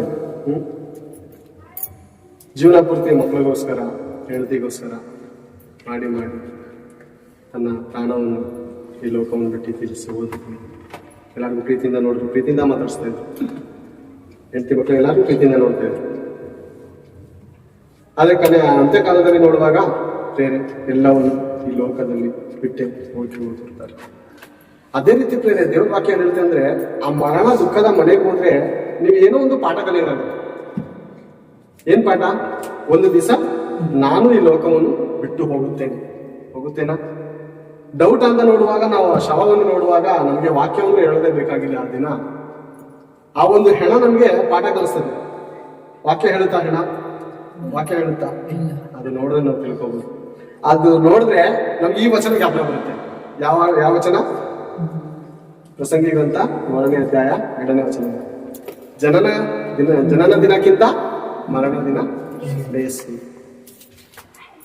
ಅಂದ್ರೆ ಮನುಷ್ಯ ಹುಟ್ಟಿದಕ್ಕಿಂತ ಸಾಯೋದು ಮೇಲು ಅಂತ ಅನಿಸ್ತಾ? ಸಾಯಿದ ಮೇಲ ಅಂದ್ರೆ ಏನೇ? ಸಾಯಿದ ಮೇಲ ನೋಡಿಕೊಳ್ತೇವೆ. ಪ್ರಸಂಗಿ ಗ್ರಂಥದಲ್ಲಿ ನೋಡಿಕೊಳ್ಳ. ಅದೇ ಪ್ರಸಂಗಿ ಗ್ರಂಥದಲ್ಲಿ ಯಾಕೆ ದೇವರು ಮರಣ ದಿನ ಲೇಸು ಅಂತ ಹೇಳಿದ್ದಾರೆ ಅಂತ ನೋಡುವಾಗ, ಪ್ರಸಂಗಿ ಗ್ರಂಥ 6ನೇ ಅಧ್ಯಾಯ 3ನೇ ವಚನ. ನೂರಾರು ಮಕ್ಕಳನ್ನು ಪಡೆದು ಮುಪ್ಪಿನ ಮುದುಕನಾಗುವ ತನಕ ಬಹು ವರ್ಷ ಬದುಕಿದವನಿಗೆ ಸುಖ ತೃಪ್ತಿಯು ಉತ್ತರ ಕ್ರಿಯೆಯು ಇಲ್ಲದಿದ್ದರೆ ಇವನಿಗಿಂತಲೂ ಗರ್ಭಸ್ರಾವದ ಪಿಂಡವೇ ಉತ್ತಮ ಅಂದುಕೊಂಡನು. ಎಂತೇನೆ ಮರಣ ದಿನ ಯಾಕೆ ಶ್ರೇಷ್ಠ ಅಂತ ಹೇಳ್ತಾ ಇದ್ದಾರೆ ದೇವರು? ನೂರಾರು ಮಕ್ಕಳನ್ನು ಪಡೆದಂತ ಮನುಷ್ಯನು ಮುಪ್ಪಿನ ಮುದುಕನಾಗುವ ತನಕ ಬಹು ವರ್ಷ ಬದುಕಿದವನಿಗೆ ಹುಟ್ಟದೆ ಬಂದೇ ಈ ಲೋಕದಲ್ಲಿ 106 ಮಕ್ಕಳನ್ನು ಪಡೆದ. ಓಕೆ, ಎಲ್ಲ ಕೇಳಿ ತಂದೆ ಅನ್ಸ್ಕೊಂಡೆ. ಆದ್ರೆ ಅದರ ಅಂತಸ್ಥಿತಿ ಏನಾಗಿದ್ರೆ ಶ್ರೇಷ್ಠವಾದಂತೆ ಸುಖ ತೃಪ್ತಿಯು ಉತ್ತರ ಕ್ರಿಯೆ. ಪೌಲನು ಹೇಳ್ತಾನೆ ಬೇರೆ, ನನ್ನ ಸುಖ ನಿನ್ನಲ್ಲಿಯೇ ಹೊರತು ಬೇರೆ ಎಲ್ಲೂ ಇಲ್ಲ. ನನ್ನ ಸುಖ ಎಲ್ಲಿದೆ? ದೇವರೇ ನಿನ್ನಲ್ಲಿದೆ. ದೇವರು ಈ ಮನುಷ್ಯನು 106 ವರ್ಷ ಬದುಕಿ ಮುಪ್ಪಿನ ಮುದುಕನಾಗಿ ನೂರಾರು ಮಕ್ಕಳನ್ನು ಪಡೆದು ಅನೇಕ ಏನು ವಾಕ್ಯ ಹೇಳುತ್ತೆ, ನೂರಾರು ಮಕ್ಕಳನ್ನು ಪಡೆದು, ನೂರಾರು ಮಕ್ಕಳು ಬೇಡ ಬೇರೆ ಒಂದು 20 ಜನ ಮಕ್ಕಳನ್ನು ಪಡೆಯೋದಕ್ಕೆ ಸುಮಾರು ಕಡಿಮೆ ಅಂದ್ರೆ 100 ವರ್ಷ ಬದುಕಬೇಕಾಗುತ್ತೆ. ಓಕೆನಾ? 25 ವರ್ಷ ಮದುವೆ ಆಯ್ತು ಅಥವಾ 20 ವರ್ಷ ಮದುವೆ ಆಯ್ತು. ಒಂದೊಂದು ಮಗು ಡೆಲಿವರಿ ಆಗ್ಬೇಕಾದ್ರು ಹೋಗ್ಲಿ, ಒಂದು ಸಾರಿಗೆ 2 ಮಕ್ಕಳು ಡೆಲಿವರಿ ಆಯ್ತಾರೆ. ಓಕೆನಾ? ಅಂದ್ರೆ 50 ವರ್ಷ ಮಕ್ಕಳಾಗೋದಕ್ಕೆ 100 ಮಕ್ಳಿಗ 50 ಮಕ್ಳಿಗ ಈ ತರ ಲೆಕ್ಕ ಆಗ್ಬೇಕು. ಕಡಿಮೆ ಅಂದ್ರೆ 80 ವರ್ಷ 90 ವರ್ಷ ಮನುಷ್ಯ ಬದುಕ್ತಾನೆ. ಇಷ್ಟು ವರ್ಷ ಬದುಕಿನು ಅವನು ತೃಪ್ತಿ ಇಲ್ಲದವನಾಗಿ ನನಗೆ ಹೋದ್ರೆ ಅದಕ್ಕಿಂತ ಏನ್ ಲೇಸಂತೆ ಬರ್ತಿದೆ ಕೆಳಗಡೆ, ಗರ್ಭಸ್ರಾವದ ಪಿಂಡವೇ ಲೇಸು. ವಾಕ್ಯ ಏನ್ ಹೇಳುತ್ತೆ ಅಂದ್ರೆ, ಸುಗಂಧ ದ್ರವ್ಯಕ್ಕಿಂತ ಒಳ್ಳೆಯ ಸುತ್ತಮ ಜನನ ದಿನಕ್ಕಿಂತ ಮರಣ ದಿನ ಲೇಸು. ಜನನ ದಿನಕ್ಕಿಂತ ಹಂಗ ಹುಟ್ಲಿಲ್ಲ ಅಂದ್ರೂ ಪರವಾಗಿಲ್ಲ, ಆದ್ರೆ ಸಾಯುವಂತ ನಿನ್ನ ಸ್ಥಿತಿಲಿ ಹೋದಲ್ಲ, ಅದು ಪಾಪದಲ್ಲಿ ನೀನು ಸತ್ತನೆ ಮನುಷ್ಯ. ನೀನು ಇಷ್ಟು ವರ್ಷ ಬದುಕ್ದೆ, ಮಕ್ಕಳನ್ನ ಮಾಡ್ದೆ, ಆ ಮಕ್ಕಳನ್ನು ಬೇರೆ ಮಕ್ಕಳು ನಡೆಸ್ತಿಲ್ಲ. ಅದೇ ಹೇಳುತ್ತಲ್ಲ, ಇಷ್ಟು ಮಕ್ಕಳನ್ನು ಅವನು ಪಡೆದಿ, ನೂರಾರು ಮಕ್ಕಳನ್ನು ಪಡೆದಿ. ಇವಾಗ ತಂದೆ ತಾಯಿಗೆ ಸುಖ ಇದ್ದ ಸಿಗುತ್ತೆ. ಭಕ್ತರಿಗೆ 100 ಜನ ಮಕ್ಕಳನ್ನ ಪಡೆದಿದ್ದಾನೆ. ಅವ್ರು 100 ಜನ ದೇವರ ಮಾರ್ಗದಲ್ಲಿ ಹೋಗಿದ್ರೆ ನೀವು ನಿಜವಾಗ್ಲೂ ಸುಖ ತೃಪ್ತಿ ಇರ್ತಾ ಇಲ್ವೋ? ಇರ್ತಾನೆ. ಸುಖ ತೃಪ್ತಿ ಇಲ್ಲದೆ ಸಾಯ್ತಾ ಇದ್ದಾನೆ ಅಂದ್ರೆ ಏನಾಗಿದ್ದಾರೆ? ಮಕ್ಕಳು ಒಂದೊಂದು ದಾರಿ ಹಿಡಿದಿದ್ದಾರೆ. ಅಂದ್ರೆ ಇಷ್ಟು ವರ್ಷ ಬದುಕಿ ಪ್ರಯೋಜನ ಇಲ್ವಾ ಈ ಮನುಷ್ಯ? ಇಲ್ಲ. ಅದಕ್ಕಿಂತ ಗರ್ಭಸ್ರಾವದ ಪಿಂಡವೇ ಲೇಸು. ಕೆಳ ವಚನ ನೋಡಿಕೊಳ್ಳ, ಅದ್ರಲ್ಲಿ ಪ್ರಸಂಗಿ 7 ನೋಡಿಕೊಳ್ಳ, 7 ಕೆಳ ವಚನ. ಎಲ್ಲ ಮನುಷ್ಯರಿಗೆ ಕೊನೆಗೆ ಇದೇ ಗತಿ. ಜೀವಂತನು ಇದನ್ನು ನೋಡಿ ಸ್ಮರಿಸಿಕೊಳ್ಳುವನಂತೆ. ಅಂದ್ರೆ ಜೀವಂತವಾಗಿರುವಂತ ನಾವು ಮರಣ ದುಃಖದ ಮನೆಗೆ ಹೋಗುವಾಗ ನಾವು ಏನ್ ಸ್ಮರಿಸ್ಕೋಬೇಕಂದ್ರೆ ಇದನ್ನು ನೋಡಿ ಸ್ಮರಿಸಿಕೊಳ್ಳಬೇಕು. ಮನುಷ್ಯರ ಕಟ್ಟಕಡೆಯ ಏನ್ ಹೇಳುತ್ತೆ ಬೇರೆ, ಜ್ಞಾನೋಕ್ತಿ ಒಂದ್ಸರಿ ತೆಗೆದು ನೋಡೋಣ. ಜ್ಞಾನೋಕ್ತಿ 14:25 ವಚನ ಒಂದ್ಸರಿ ತೆಗೆದು ನೋಡೋಣ.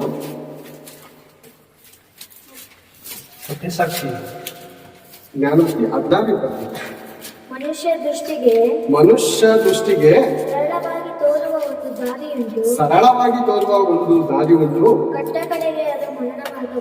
ಕಟ್ಟ ಕಡೆಗೆ ಅದು ಮರಣ ಮಾರ್ಗ. ಸರಳವಾಗಿ ಸುಲಭವಾಗಿ ಮನುಷ್ಯನಿಗೆ ಕಾಣಿಸ್ತಾ ಇದ್ದ, ಪ್ರತಿದಿನ ಸಾಯೋದನ್ನ ಮನುಷ್ಯನಿಗೆ ನೋಡ್ತಾ ಇದ್ದಾನ. ಎದುರುಗಡೆ ನೋಡಿಲ್ಲ ಅಂದ್ರೂ ಪ್ರಪಂಚದಲ್ಲಿ ಎಷ್ಟು ಜನ ಸಾಯ್ತಿದಾರೆ ಅಂತ ಅದನ್ನು ಗೊತ್ತು. ಟಿವಿಗಳಲ್ಲೂ ತೋರಿಸ್ತಾ ಇರ್ತಾರೆ, ಒಂದೊಂದು ಆಕ್ಸಿಡೆಂಟ್ ಮೂಲಕ ತೋರಿಸ್ತಾ ಇರ್ತಾರೆ, ಕೆಲವು ಕಡೆ ಬಸ್ ಉಳ್ಳಾಯ್ತು ಇದ್ರ ಮೂಲಕ ತೋರಿಸ್ತಾ ಇರ್ತಾರೆ, ಮರಣ ತೋರಿಸ್ತಾ ಇರ್ತಾರೆ, ಸರಳವಾಗಿ ತೋರಿಸ್ತಾ ಇರ್ತಾರೆ, ಸುಲಭವಾಗಿ ಇವ್ನು ನೋಡ್ತಾ ಇರ್ತಾನೆ. ಫೇಸ್ಬುಕ್ ಅಲ್ಲಿ ಭಯಂಕರವಾದ ರೀತಿಯಲ್ಲಿ ಆಕ್ಸಿಡೆಂಟ್ ಆಗುವಂತ ನಾವು ನೋಡ್ತೀವಿ. ಮನುಷ್ಯ ಸರಳವಾಗಿ ತೋರ್ತದೆ ಈತನಿಗೆ. ಮನುಷ್ಯನ ದೃಷ್ಟಿಗೆ ಸರಳವಾಗಿ ತೋರುವ ಒಂದು ದಾರಿ ಉಂಟು, ಕಟ್ಟ ಕಡೆಗೆ ಅದು ಮರಣ ಮಾರ್ಗವೇ. ಸರಳವಾಗಿ ಕಾಣಿಸ್ತಾ ಇದೆಯಾ ಅಂದ್ರೆ ನಾವು ಇದನ್ನು ನೋಡುವಾಗ ಪ್ರಸಂಗಿ 7ರಲ್ಲಿ ಜೀವಂತನು ಇದನ್ನು ನೋಡಿ ಸ್ಮರಿಸಿಕೊಳ್ಳುವನು, ನಗೆಗಿಂತ ಕರೆಕರೆಯು ವಾಸಿ. ನಗೆಗಿಂತ ಕರೆಕರೆಯು ವಾಸಿ ಅಂತೆ. ಮರಣ ದುಃಖದ ಮನೆಗೆ ಹೋದ್ರೆ ನಿಜವಾದ ನಗು ಬರುತ್ತಾ? ಒಂದು ವೇಳೆ ನಕ್ಕಿದ್ರು ಉಸಿರು ಅನ್ಕೋತಾರೆ. ಆ ಸ್ಥಳದಲ್ಲಿ ನಕ್ಕಿದ್ರು ಉಸಿರು ಅನ್ಕೋತಾರೆ. ಅಂದ್ರೆ ಬೇರೆಯವ್ರು ಮೆಚ್ಚೋದಕ್ಕಾದ್ರೂ ಕಂಟ್ರೋಲ್ ಆಗಿರ್ಬೇಕಾಗುತ್ತೆ. ಕೆಲವರು ಭಯಂಕರವಾದ ನೀನ್ ಸಾಹಿತ್ಯ ಕಣೋ ಎಷ್ಟು ಹಿಂಗ್ ಮೆರೆದಾದ್ರೆ ಇರಲ್ಲ ಕಣೋ. ನಮ್ಮ ಫ್ರೆಂಡ್ಸ್ ಅಲ್ಲಿ ಕೆಲವರು ಹುಡುಗರೆ ಅವ್ರನ್ನ ತುಂಬಾ ಭಯಂಕರವಾದ ರೀತಿಯಲ್ಲಿ ರಾಂಗ್ ಆಡೋರು. ನೀನ್ ಇದೇ ರೀತಿ ಹಾರಾಡ್ತಾ ಇದ್ರೆ ಯಾರೋ ನಿನ್ ಕೈಕಾಲು ತೆಗಿತಾರೆ ಅಂದಾಗ ಕೇಳಲ್ಲ ಮನುಷ್ಯ. ಎಲ್ಲೊಂದ್ ಕಡೆ ಕುಡ್ಕೊಂಡು ಮಾತಾಡುವಾಗ 4-5 ಜನ ಸೇರಿ ಚೆನ್ನಾಗಿ ಹೊಡೆದು ಹೋಗಿರ್ತಾರೆ. ಯಾರೋ ಇರೋರು ಹಾಸ್ಪಿಟಲ್ ತಗೊಂಡು ಹಾಕಿರ್ತಾರೆ. ನಾವು ಹೋಗುವಾಗ ಯಾವ ರೀತಿ ಆಕ್ಟಿಂಗ್ ಆಗಿ ಹೋಗ್ತಾ ಅಂದ್ರೆ ಬಹಳ ದುಃಖದ ರೀತಿಲಿ ಹೋಗ್ತಾ ಇದ್ದು. ಆದ್ರೆ ಮನ್ಸಲ್ಲಿ ಅನ್ಕೊಳ್ತಾ ಇದ್ರು, ನನಗೆ ಒಂದ್ ಕಾಲ್ ಮುಟ್ಟಾಕರ ಒಂದೋಗೈತೆ ಅಂತ ಹೇಳ್ತಾರೆ ಡಾಕ್ಟ್ರು, ಇನ್ನೊಂದು ತೆಗೆದಿದ್ರೆ ಚೆನ್ನಾಗಿರುತ್ತೆ. ಯಾಕಂದ್ರೆ ಬಹಳ ನಿಗುತ್ತಾ ಇದ್ದಾರೆ ಇವನು. ಬೇಡ ಕಡೆ ಬೆಕ್ಕಿ ಜಾಸ್ತಿ ಉರಿದ್ರೆ ಆಗೋಯ್ತು ಬೇಕು, ನಾವು ಸ್ಪೀಡಾಗಿ ಹೋಗ್ಬೇಡ ಕಣ್ಣು. ನಿಧಾನಕ್ಕೆ ಹೋದ್ರೆ ಮೇಲೆ ಜಾಸ್ತಿ ಬರುತ್ತೆ ಗಾಡಿ, ಸ್ಪೀಡಾಗಿ ಹೋದ್ರೆ ಜಾಸ್ತಿ. ನಿಧಾನಕ್ಕೆ ಹೋದ್ರೆ ಸ್ವಲ್ಪ ದೂರ ಹೋಯ್ತೀಯ, ಅಲ್ಲಿ ಹೋಗಿ ಗಮ್ಮಿಗೆ ಸೇರ್ತೆ ಕಣು. ಸ್ಪೀಡಾಗಿ ಹೋಗ್ಬಿಟ್ರೆ ಏನಾಯ್ತೀಯ, ಅರ್ಧದಲ್ಲೇ ನೀನು ತಗ್ತೀಯ.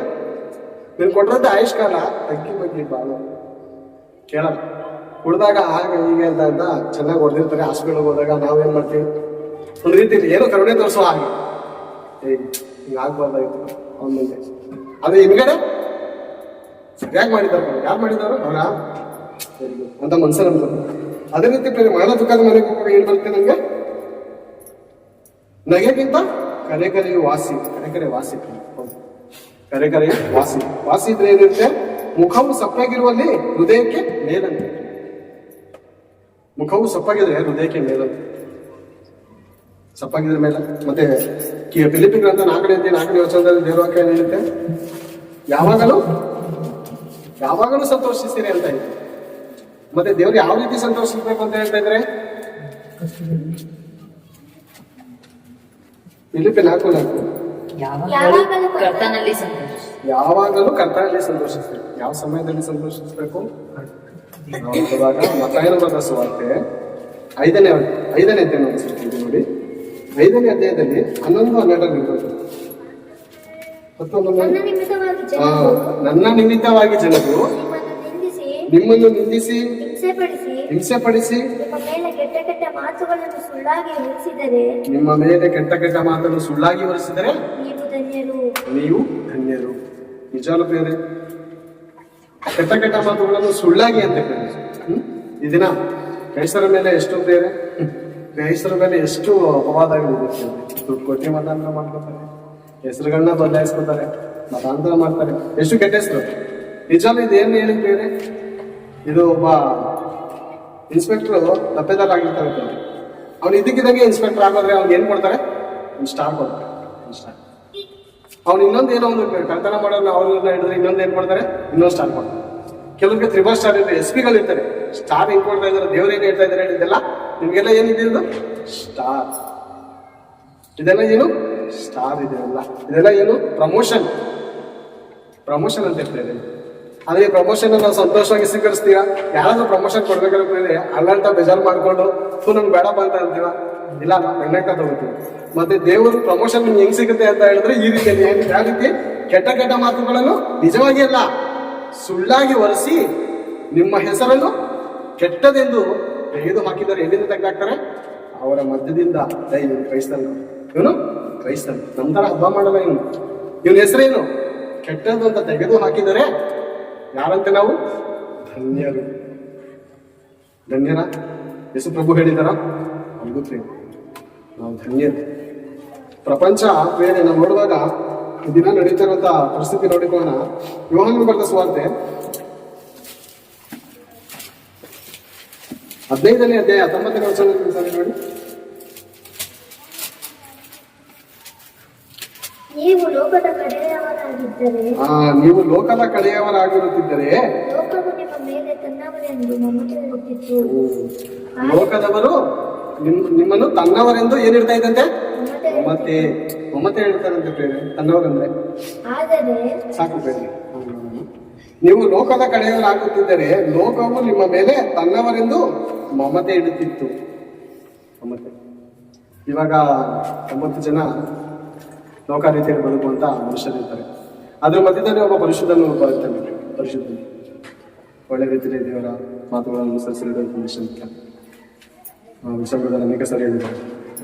ಅವರ ಮಧ್ಯದಲ್ಲಿ ಏನಾದರೂ ಅವ್ರು ಕೆಟ್ಟ ಚಟಗಳನ್ನು ಮಾಡುವಾಗ ನಾವು ಮಾಡ್ತೀವಂತ ಅನೇಕ ಆಟಗಳನ್ನ ಕೊಡ್ತಾರೆ. ಟೀಮ್ಗೆ ಹೋದಾಗ ಒಂದು ಸಿಗರೇಟ್ ನಿಮ್ಗೇನ್ ಬೇಕು ಇಲ್ಲ ಸರ್, ಹೆಂಗ್ ಬದುಕ್ತಾ ಇದ್ದೀನಿ ನೀನು ಅಂದ್ರೆ ಇವ್ ರೀತಿ ಮಾಡಿದ್ರೆ ಬದುಕ್ತಾ ಇದೆ ಅಂತ ರೀತಿ. ಅಂದ್ರೆ ಸಭಾಗಿದ್ದಾನೆ ಮನುಷ್ಯ.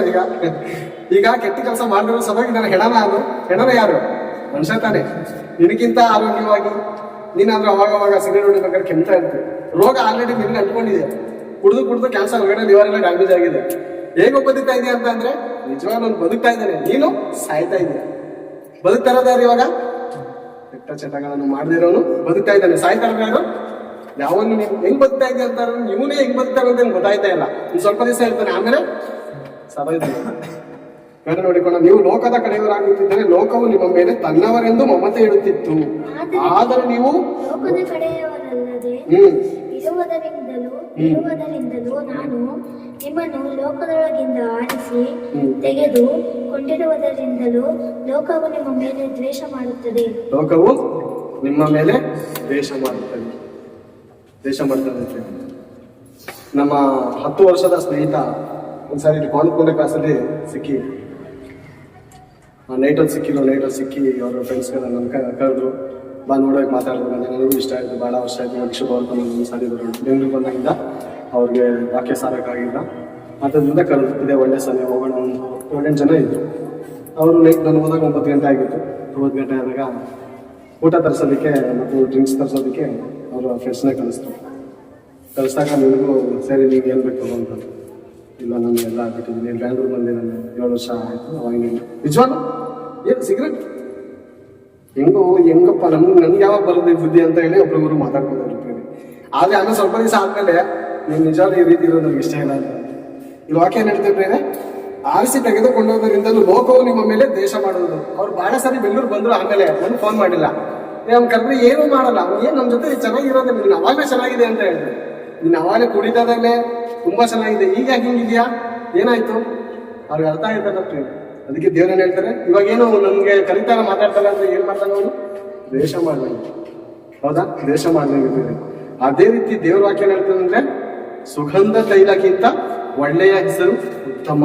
ಮನುಷ್ಯರ ಮುಂದಿನ ಒಳ್ಳೆ ಹೆಸರು ಸಂಪಾದನೆ ಮಾಡುವುದಕ್ಕೆ ಕಷ್ಟ, ಬಹಳ ಕಷ್ಟ. ಒಳ್ಳೆ ರೀತಿಯಲ್ಲಿ ಬದುಕರು ಅವ್ರಿಗೆ ಕೆಟ್ಟ ರೀತಿಯಲ್ಲಿ ಕಾಣುತ್ತೆ. ಯಾಕೆ ಹೇಳಿ, ನಾಳೆ ವಚನದಲ್ಲಿ ಹೇಳ್ತದೆ, ತನ್ನವರೆಂದು ಮಮತೆ ಇಡುತ್ತಿದ್ದರು. ತನ್ನವರಾಗಿದೆ ಅಂದ್ರೆ ತನ್ನ ಕಾರ್ಯಗಳಲ್ಲಿ, ತನ್ನ ಪಾಪದ ಒಂದು ಆಲೋಚನೆಗಳಲ್ಲಿ ಮನುಷ್ಯನು ಹೋಗೋನಾದ್ರೆ ಏನ್ ಮಾಡ್ತಾರೆ ಅವ್ರು? ಏನ್ ಮಾಡ್ತಾರೆ ಅಂದ್ರೆ ಮಮತೆ ಇಡ್ತಾರೆ. ಹೌದಾ? ಫಿಲಮ್ ಹೋಗ್ಬಿಟ್ರೆ ಫ್ರೀಯಾಗಿ ಟಿಕೆಟ್ ಹಾಕೋತಾರೆ. ಕೆಟ್ಟ ಚಟಗಳನ್ನ ಮಾಡ್ಬೇಕಾದ್ರೆ ನಾವು ಕಾಸು ಕೊಡಬೇಕು, ಬೇಡ ನೀನು ಕಾಸು ಮಾಡಿ ನಾವೇ ಕೊಡ್ತೀನಿ ಫ್ರೀ. ಲೋಕದಲ್ಲಿದ್ದಾಗ ಬೇರೆ ಅನೇಕ ಕೆಟ್ಟ ಚಟಗಳನ್ನು ಬಿಟ್ಟು ನಾನು ದೇವ್ರ ಕಡೆ ಬಂದಾಗ ಒಳ್ಳೆ ರೀತಿಯಲ್ಲಿ ಬರ್ಬೇಕು ಅಂದ್ರೆ ಅವ್ನ ಜೀವನದಲ್ಲಿ ₹1 ಖರ್ಚು ಮಾಡ್ತಾ ಇರಲಿಲ್ಲ. ಅವನು ₹1 ಕೊಡೋ ಅಂದ್ರೂ ಕಾಸು ಕೊಡ್ತಾ ಇಲ್ಲ, ಬಿಸ್ತಾನಿರಲಿಲ್ಲ. ಎಲ್ಲ ಕೆಟ್ಟ ಕೆಲಸಗಳನ್ನು ಬಿಟ್ಟಾದ್ಮೇಲೆ ಅವನೆಲ್ಲಾದ್ರೂ ಕರ್ಕೋದಾಗ ಬೇರೆ ದಾರಿಯೆಲ್ಲ ಹೋಯ್ತಾ ಇದ್ರೆ ಏನಾದ್ರೂ ತಗೊಂಡಾಗ ಅವನೇ ಕಾಸು ಕೊಡೋಕೆ ಬರ್ತಾ ಇದ್ದೀನಿ. ನೀನೇನಂತ ತಗೋ, ಬಹಳ ದಿವಸ ಆಯ್ತು ನೀನು ಸಿಕ್ಕಿ ಅಂತ. ಹಂಗೆ ಸೈತಾನ ಮಾಡ್ತಾನೆ ಗೊತ್ತಾ? ಫ್ರೀಯಾಗೆ ನಮ್ಗೆ ಫ್ರೀಯಾಗೆ ಯೇಸು ಪ್ರಭು ತೋರಿಸಿದ್ದೇನೆ, ಇಡೀ ಪ್ರಪಂಚನೇ ತೋರಿಸಿದಂತೆ. ಎಷ್ಟು ದೊಡ್ಡ ನೆಟ್ವರ್ಕ್ ಅದು. ಪ್ರಪಂಚನೇ ತೋರಿಸಿ ನೀವು ಏನ್ ಬೇಕು ನನ್ಗೆ ಅಡ್ಡ ಬೀಳು ಅಂತ ಹೇಳಿ. ನಾವು ಒಳ್ಳೆ ದಾರಿ ಮಾರ್ಗದಲ್ಲಿ ಹೋಗ್ಬೇಕಾದ್ರೆ ಸೈತಾನ ಅನೇಕರ ಮೂಲಕ ಕಳಿಸ್ತಾನೆ. ನನ್ನ ಕ್ಯಾರೆಕ್ಟರ್ ಚೆನ್ನಾಗಿ ಗೊತ್ತಿರುತ್ತೆ, ಒಂದು ಕಾರ್ಯಗಳನ್ನ ಬಿಟ್ಟಿದ್ದಾನೆ ಅಂದಾಗ್ಲೇ ಕಳಿಸ್ತಾನೆ ಇರ್ತೀರಿ. ಯಾವ್ದಾದ್ರು ಕಳಿಸಿ ನಾವು ಯಾವುದನ್ನ ತಿರಸ್ಕಾರ ಮಾಡಿರ್ತೀವೋ ಅದನ್ನೇ ತೋರಿಸ್ತೀವಿ. ನಮ್ಮ ಹೃದಯದಲ್ಲಿ ಓಡಾಡೋ ಪ್ರತಿಯೊಂದು ಆಲೋಚನೆಗಳು ಸೈತಾನ್ ಚೆನ್ನಾಗಿ ಗೊತ್ತಾ? ಖಂಡಿತ ಗೊತ್ತು. ದೇವ್ರು ಗೊತ್ತಾ? ದೇವ್ರು ಗೊತ್ತು. ಇಬ್ರಿಗೂ ಗೊತ್ತಾಗಿರೋದ್ರಿಂದ ನಾವು ಅನ್ಕೋತೀವಿ ಹೇಗೆ ಇದು ಆಶ್ಚರ್ಯ ಅಲ್ಲ ಅಂತ ಅನಿಸ್ತದೆ. ಆದ್ರೆ ನಮ್ಮ ಹೊರಗಡೆ ನಡೆಯುವಂತ ಕಾರ್ಯಗಳು ಪ್ರತಿಯೊಂದು ಸೈತಾನನಿಗೆ ಚೆನ್ನಾಗಿ ಗೊತ್ತಿರ್ತದೆ. ನಾವೇನಾಗ್ತೀವಿ? ಗಾಬರಿಲಿ ಅನೇಕ ಪಾಪಗಳನ್ನು ಮಾಡೋದಕ್ಕೆ ಪ್ರೇರೇಪಣೆ ಕೊಡುವಂತಹ ಸೈತಾನನಿಗೆ ಸೋತು ಬೀಳುವರಾಗಿರ್ತೀವಿ. ಹಾಗೆ ನೋಡಿಕೊಳ್ಳೋಣ. 2ನೇ ವಚನ, ಪ್ರಸಂಗಿ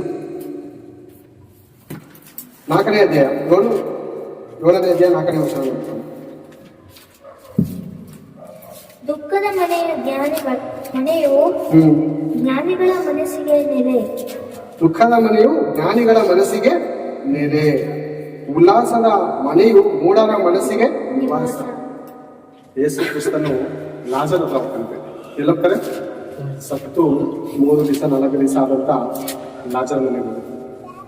ಅವತರಣದ ಮನೆಗೆ ಹೋಗೋದಕ್ಕೆ ಯೇಸು ಪ್ರಭು ಕೂಡ ಇಷ್ಟಪಡಲಾಗ್ತಾರೆ. ಇದನ್ನ ಕ್ರೈಸ್ತರ ಮಧ್ಯದಲ್ಲಿ ಏನ್ ನಡೀತಾ ಇರ್ತದೆ? ಬರೀ ಅವತಾರ, ಬರೀ ಬರ್ತಡೇ ಮಾಡುವುದಕ್ಕೆ ಇಷ್ಟಪಡ್ತಾರೆ ಹೊರತು ಮರಣ ದುಃಖದ ಮನೆಗೆ ಹೋಗಿ ಅವನ್ನ ಸಂತೈಸುವಂಥದ್ದು. ಅವ್ರಿರುವಂಥ ಸ್ಥಿತಿಯಲ್ಲಿ ನೋಡಿ ನಾವು ಒಂದು ಕೆಲವೊಂದು ಭಯಭಕ್ತಿಯಿಂದ ನಡುವಂಥ ಆಲೋಚನೆ ಹೋಗೋದಕ್ಕೆ ಈ ದಿನ ಕ್ರೈಸ್ತರು ಇಷ್ಟಪಡ್ದಾಗತ್ತೆ. ವಚನ ಗೊತ್ತಾ ಅಂತಂದ್ರೆ ಖಂಡಿತ ಗೊತ್ತು. ನಾವೊಂದು ಮರಣಕ್ಕೆ ಹೋಗ್ಬೇಕಾದ್ರೆ ಈ ವಚನವನ್ನು ತೆಗೆದು ಕೆಲವರು ತೋರಿಸ್ತಾರೆ, ಒಳ್ಳೆ ಹೆಸರು ಹೋಗೋದಕ್ಕೆ ಉತ್ತಮ ಅಂತ. ಇನ್ನೊಂದು ಸಾರಿ ಒಂದು ಕಡೆ ಮರಣ ಆಗಿದೆ, ಇನ್ನೊಂದು ಕಡೆ ಅವತರಣ ನಡೀತಾ ಇದೆ. ಅವಾಗ ಅವ್ರ ಚಾಯ್ಸ್ ಯಾವ್ದು ಗೊತ್ತಾ? ಅವತರಣಕ್ಕಿತ್ತು. ಆದ್ರೆ ವಚನ ಗೊತ್ತಾ?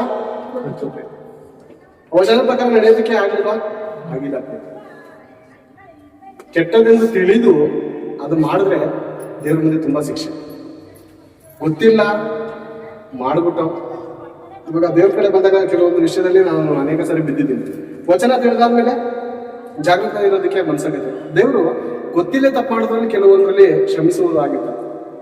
ಅದನ್ನ ತಿಳಿದು ಮಾಡಿದ್ರೆ ಏನಾಗಿರ್ತೀವಿ? ತಪ್ಪಿಗಸ್ತರಾಗಿರ್ತೀವಿ. ಹಾಗಂತ ತಪ್ಪು ಮಾಡಿ ಅಂತ ಅಲ್ಲ, ಆಗ ಮಾಡಿದಕ್ಕೂ ನಾವು ಪಶ್ಚಾತ್ತಾಪ ಪಡಬೇಕು. ಹಳೆ ನಾವು ದೇವ್ರ ಕಡೆ ಬಂದಾಗ ಅನೇಕ ತಪ್ಪುಗಳನ್ನು ಮಾಡಿದ್ವಿ, ತಿಳಿದು ದೇವರೇ ಅಂತ ದಿವಸ ನಾನು ತಿಳಿದೇ ತಪ್ಪು ಮಾಡಿದ್ವಿ, ಇವತ್ತು ನನಗೆ ಗೊತ್ತಾಗಿದೆ, ದೇವರು ನನಗೆ ಕ್ಷಮಿಸು. ಅವತ್ತು ನೀನು ನಾನು ದಂಡಿಸ್ಲಿಲ್ಲ, ಯಾಕಂದ್ರೆ ಆ ದಿನದ ತಪ್ಪನ್ನು ನಾನು ನೆನೆಸ್ಕೊಂಡಿದ್ದೀನಿ, ನಿಮ್ಮ ಮುಂದೆ ಪ್ರಾರ್ಥನೆ ಮಾಡ್ತಾ ಇದ್ದೀನಲ್ಲ, ಅದಕ್ಕೆ ನೀನು ನನ್ನನ್ನು ಶಿಕ್ಷಿಸ್ತಾ ಇಲ್ಲ ಅಂತ ದೇವರನ್ನ ನಾವು ಘನಪಡಿಸ್ಬೇಕಾಗುತ್ತೆ. ಹೌದು. ಹಾಗೆ ನೋಡಿಕೊಳ್ಳೋಣ. 2ನೇ ವಚನ, ಅಜ್ಞಾನಿಗಳ ಗಾನಕ್ಕಿಂತ ಜ್ಞಾನಿಗಳ ಗದರಿಕೆಯನ್ನು ಕೇಳುವುದು ಲೇಸು. ಅಜ್ಞಾನಿಗಳ ಗಾನಕ್ಕಿಂತ ಜ್ಞಾನಿಗಳ ಗದರಿಕೆಯನ್ನು ಕೇಳುವುದು ಲೇಸು. ಅಜ್ಞಾನಿಗಳ ಗಾನ ಅಂದ್ರೆ ಅಜ್ಞಾನಿಗಳು ಲೋಕದಲ್ಲಿ ಇರುವಂತ ಜನರು ಬಹಳ ರೀತಿಯಲ್ಲಿ ಹೊಗಳುತ್ತಾರೆ ಅಂತ. ಅನೇಕ ಸಂಬಂಧಿಕರ ಮನೆಗೆ ಹೋಗುವಾಗ ಬಹಳ ಜನ ಹೊಗಳುತ್ತಾರೆ. ಹೊಗಳೋದು ತಪ್ಪಲ್ಲ, ಅವ್ರು ಹೊಗಳಿದ್ರೆ ನಾವು ಹೊಗಳಿಸ್ಕೋಣ, ಅದೇಂತಲ್ಲ. ನಮ್ಮನ್ನು ನಾವು ಹೊಗಳಿದರೆ ದೇವ್ರಿಗೆ ಇಷ್ಟ ಇಲ್ಲ, ಬೇರೆಯವ್ರು ಹೊಗಳಿದ್ರೆ ಹೊಗಳಿದ್ರು. ಆದ್ರೆ ಹೊಗಳುತ್ತಾ ನಮ್ಮನ್ನ ಇನ್ನೊಂದು ದಾಖಲೆ ಕರ್ಕೊಂಡು ಇಷ್ಟಪಡ್ತಾರೆ. ಒಂದ್ಸರಿ ಅವರ ಹಬ್ಬಕ್ಕೆ ಹೋಗಿ 4 ಜನ ಪರಿಚಯ ಮಾಡಿಸ್ತಾರೆ. ಯಾವುದೇ ಹಬ್ಬ ಮಾಡಿದ್ರು ಬರ್ತಾರೆ, ನಮಗೆ ಜೊತೆ ಆಗಿರ್ತಾರೆ ಕೆಲಸ ಮಾಡಿ. ಅಂದ್ರೆ ಏನು, ಅಲ್ಲಿ 2ನೇ ಸರಿ ಕರೆದಾಗ ನಾವ್ ಏನ್ ಮಾಡ್ಬೇಕಾಗುತ್ತೆ? ಅವಾಗ ಹೋಗಲ್ಲ ಅಂತ ಅನ್ನಕ್ಕಾಗತ್ತಾ? ಯಾಕಂದ್ರೆ ಅವ್ರು ಏನ್ ಮಾಡಿದ್ದಾರೆ, ನಮ್ಗೆ ಏನ್ ಮಾಡಿದ್ದಾರೆ? ಆಕ್ಲೆ ಹೇಳುತ್ತೆ, ಗಾನ ಮಾಡಿದ್ದಾರೆ, ಹಾಡಾಡಿದ್ದಾರೆ ನಮಗೋಸ್ಕರ. ಎಷ್ಟು ಒಳ್ಳೇದು ಗೊತ್ತಾ? ಶ್ರೇಯಸ್ ಪ್ರತಿಯೊಂದು ಹಬ್ಬಕ್ಕೆ ನಮ್ಮ ಮನೆಗೆ ಬಂದ್ಬಿಡ್ತಾನೆ ಅಂತ ಹಾಡಾಡ್ದಾಗ. ಇವಾಗ ಶ್ರೇಯಸ್ ನೆಕ್ಸ್ಟ್ ಸರಿ ಕರೆದಾಗ ಹೋಗ್ಬೇಕಾಗತ್ತಾ? ಹೋಗ್ಲಿಲ್ಲ ಅಂದ್ರೆ ಇವಾಗ ಮನಸ್ತಾಪ ಆಗಿದೆ. ಅವ್ರು ಅಂದ್ಬಿಟ್ಟು ಏನ್ ಮಾಡ್ಬೇಕಾಗತ್ತೆ? ಹೋಗ್ಬೇಕಾಗತ್ತೆ. ಗಾನ ಮಾಡ್ತಾರ, ಗಾನ ಮಾಡ್ತಾರೆ. ಕೆರಡೆ ವಚನ ಏನ್ ಹೇಳುತ್ತೆ? ದುಃಖದ ಮನೆ ಜ್ಞಾನಿಗಳ ಮನಸ್ಸಿಗೆ ನೆಲೆ, ಉಲ್ಲಾಸದ ಮನೆಯು ಮೂಢರ ಮನಸ್ಸಿಗೆ ನಿವಾಸ. ಅಜ್ಞಾನಿಗಳ ಗಾನಕ್ಕಿಂತ ಜ್ಞಾನಿಗಳ ಗದರಿಕೆಯನ್ನು ಕೇಳುವುದು ಲೇಸು. ಜ್ಞಾನಿಗಳ ಗದರಿಕೆಯನ್ನು ಕೇಳುವುದು ಲೇಸು. ಯಾರೀ ಜ್ಞಾನಿಗಳು? ದೇವರ ವಾಕ್ಯವನ್ನು ಪ್ರತಿ ವಾರ ನಿಂತುಕೊಂಡು ದೇವರ ವಾಕ್ಯವನ್ನು ಇರುವುದಿದ್ದ ಹಾಗೆ ಸಾರುತ್ತಿರುವಂತವರು, ದೇವರ ಮಕ್ಕಳಾಗಿರುವಂತವರು ಅವರೇನಾಗಿದ್ದಾರೆ? ಜ್ಞಾನಿಗಳು. ಅವ್ರು ಗದರಿಸ್ತಾರ?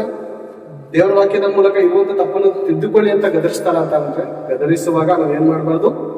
ನಾವು ತಿರಸ್ಕಾರ ಮಾಡಬಾರ್ದು. ದೇವರ ವಾಕ್ಯ ಏನಂತ ಬೇರೆ ನೋಡಿಕೊಳ್ಳೋಣ. ಇಬ್ರಿಯ ಗ್ರಂಥದಲ್ಲಿ ನೋಡಿಕೊಂಡು 12ನೇ ಅಧ್ಯಾಯದಲ್ಲಿ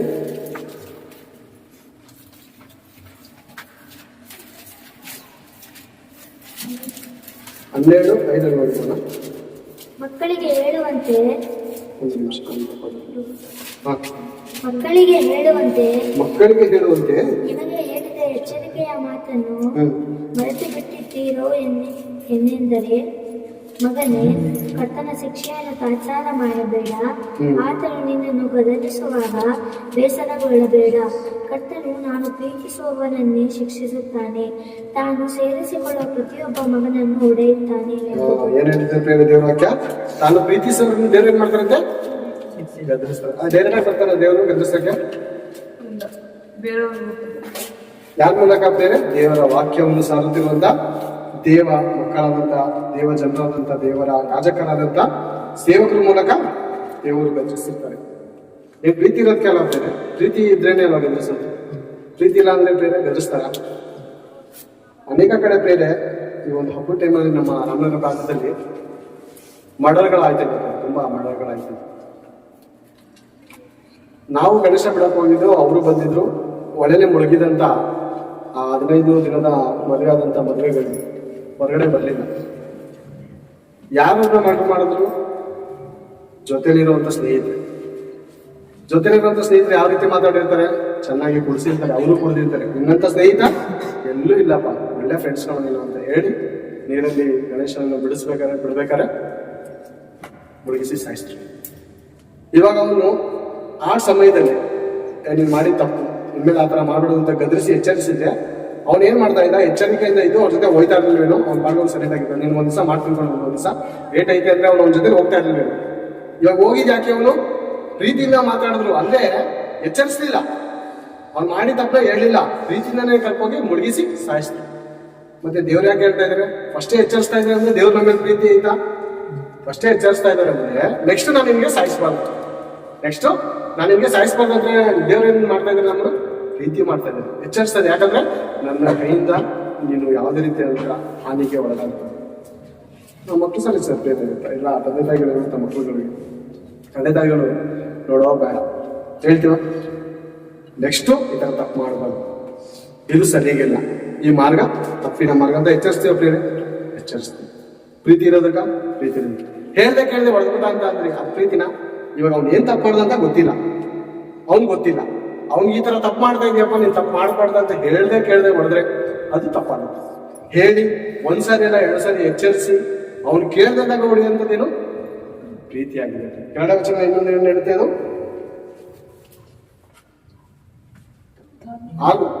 ಆಗು ಓದಿಕೋಣ. ಕರ್ತನು ತಾನು ಪ್ರೀತಿಸುವವನನ್ನೇ ಶಿಕ್ಷಿಸುತ್ತಾನೆ, ತಾನು ಸೇರಿಸಿಕೊಳ್ಳುವ ಪ್ರತಿಯೊಬ್ಬ ಮಗನನ್ನು ಹೊಡೆಯುತ್ತಾನೆ. ಏನ್ ಪ್ರಿಯ? ಸೇರಿಸಿಕೊಳ್ಳೋರಿಗೆ ಕರ್ತನು ತಾನು ಪ್ರೀತಿಸುವವನು ಶಿಕ್ಷಿಸುತ್ತಾನೆ, ತಾನು ಸೇರಿಸಿಕೊಳ್ಳುವ ಪ್ರತಿಯೊಬ್ಬ ಮಗನನ್ನು ಹೊಡೆಯುತ್ತಾನೆ. ಸೇರಿಸಿಕೊಂಡು ಹೊಡಿತಾರಂತೆ. ಅಂದ್ರೆ ಲೋಕದಲ್ಲಿ ಲೋಕದಲ್ಲಿದ್ದಾಗ ಬಂದಿದ ತಕ್ಷಣ ನಮ್ಗೆ ಏನಾದ್ರು ಸುಖ ಸಮಾಧಾನ ಸಿಗ್ತಾ? ಬಂದಿದ ತಕ್ಷಣ ಏನಾದ್ರು ದೇವರಲ್ಲಿ ಸುಖ ಸಮಾಧಾನ? ಅನೇಕ ಕಷ್ಟಗಳು ಬಂತು, ಅನೇಕ ಸಮಸ್ಯೆಗಳು ಬಂತು. ದೇವರು ನಮ್ಮನ್ನು ಅನೇಕ ತಪ್ಪುಗಳನ್ನು ನಾವು ಮಾಡ್ತಾ ಶಿಕ್ಷಿಸ್ತಾ ನಮ್ಮನ್ನು ಏನ್ ಮಾಡಿದ್ರು? ನೀತಿಯ ಪಾಠಗಳನ್ನು ಕಲಿಸ್ತಿದ್ದೇವೆ ದೇವರು ನಮ್ಮ. ದೇವರ ವಚನ ಇನ್ನೊಂದ್ಸರಿ ಹೇಳುತ್ತೆ, ನಾವು ಮಾಡಿದ ತಪ್ಪುಗಳಿಗೆ ಖಂಡಿತ ಶಿಕ್ಷೆ ಅಂತೆ. ಈ ಲೋಕದಲ್ಲಿ ಖಂಡಿತ ನಮ್ಮನ್ನು ಶಿಕ್ಷಿಸಿ ನಾವು ಏನಾಗಿರ್ಬೇಕು? ಏನಾಗಿರ್ಬೇಕು? ಶಿಕ್ಷೆ ಹೊಂದಿದಂತ ಮಗ ಏನಾಗ್ತಾನೆ? ಶಿಕ್ಷಿತನಾಗ್ತಾನೆ.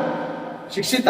ಇವಾಗ ನೀವು ಕುತ್ಕೊಂಡು ವಾಕ್ಯ ಕೇಳ್ತಾ ಇದ್ದೀವಿ, ಅನೇಕ ಮಕ್ಕಳಿದ್ದಾರೆ ವಾಕ್ಯ ಕೇಳ್ತಾರೆ.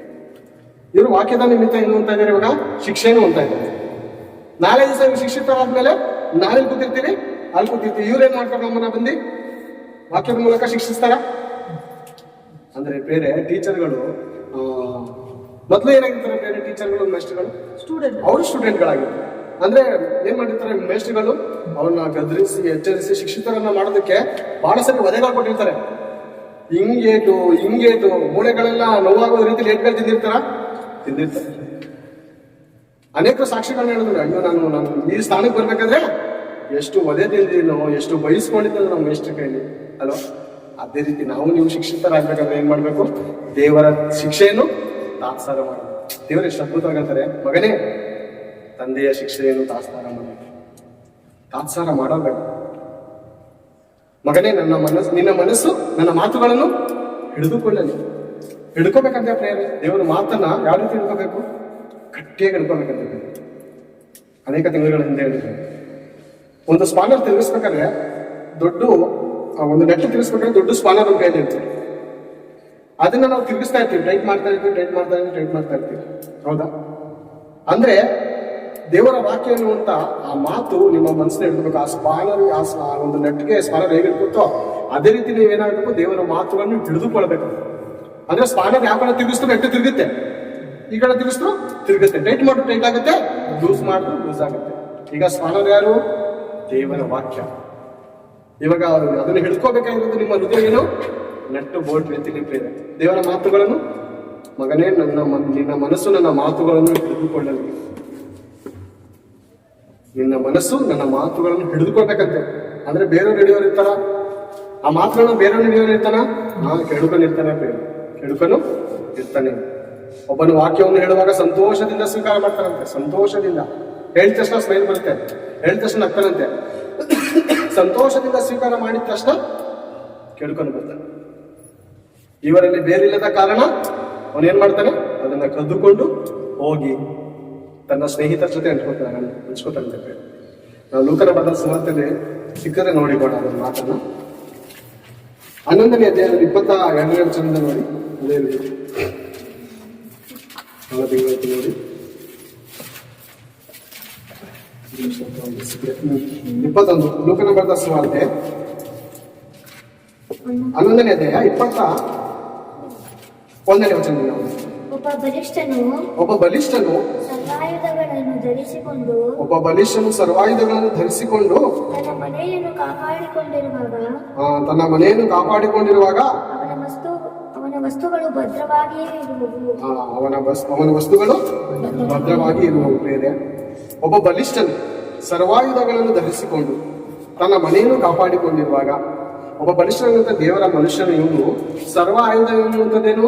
ನಾವು ಎಫೆಸ ಬರೆದ ಪತ್ರಿಕೆ 6ನೇ ಅಧ್ಯಾಯ 11ನೇ ವಚನದಿಂದ ದೇವರ ವಾಕ್ಯದ ಒಂದು ಆಯುಧಗಳ ಬಗ್ಗೆ ಹೇಳ್ತೀವಿ. ಸತ್ಯವೆಂಬ ನಡುಕಟ್ಟು, ನೀತಿ ಎಂಬ ವಜ್ರಕವಚವನ್ನು ಧರಿಸಿಕೊಂಡು, ಇದೆಲ್ಲ ಏನಾಗಿದೆ? ದೇವರ ವಾಕ್ಯ ಎಂಬ ಆಯುಧಗಳಾಗಿದೆ. ಈ ಆಯುಧಗಳನ್ನು ಏನ್ ಮಾಡ್ಕೊಂಡಿರ್ಬೇಕಂತೆ? ಸರ್ವಾಯುಧಗಳನ್ನು ಧರಿಸಿಕೊಂಡು ತನ್ನ ಮನೆಯನ್ನು ಕಾಪಾಡಿಕೊಂಡಿರುವಾಗ. ಮನೆ ಅಂದ್ರೆ ಹೃದಯದ ಬಾಗಿಲು. ಯೇಸು ಕ್ರಿಸ್ತನು ಹೇಳ್ತಾರೆ ಪ್ರೇರೆ, ಯೇಸು ಕ್ರಿಸ್ತನು, ಈಗೋ ನಾನು ಬಾಗಿಲಲ್ಲಿ ನಿಂತುಕೊಂಡು ತಟ್ಟುತ್ತಾ ಇದ್ದೇನೆ, ಯಾವನಾದ್ರೂ ನನ್ನ ಸ್ವರವನ್ನು ಕೇಳಿದರೆ ಅವನು ಬಾಗಿಲನ್ನು ತೆರೆದು ನಾನು ಹೊರಗಡೆ ಬಂದು ಊಟ ಮಾಡ್ತೀನಿ. ಈಗ ಮನೆ ಏನಾಗಿದೆ? ಹೃದಯದ ಬಾಗಿಲು. ಮನೆಯನ್ನು ಕಾಪಾಡಿಕೊಂಡಿರುವಾಗ, ಆ ವಾಕ್ಯಗಳನ್ನು ಹೃದಯದಲ್ಲಿ ಜೋಪಾನವಾಗಿ ಇಟ್ಟುಕೊಂಡು ಕಾದುಕೊಂಡಿರುವಾಗ ಅವನ ವಸ್ತುಗಳು ಭದ್ರವಾಗಿಯೇ ಇರುತ್ತದಲ್ಲ. ಅವನು ಹೃದಯದ ಬಾಗಿಲನ್ನು ಮುಚ್ಚಿಕೊಂಡು ಆ ವಾಕ್ಯಗಳನ್ನು ಏನು ಬರುತ್ತೋ ಅದನ್ನು ಶೇಖರಣೆ ಮಾಡಿಕೊಂಡು ಹೃದಯದ ಬಾಗಿಲು ಇಟ್ಕೊಂಡು ಬೀಗ ಹಾಕಿ ಲಾಕರ್ ಮಾಡಿ ಇಟ್ಕೋಬೇಕು. ಹೌದಾ?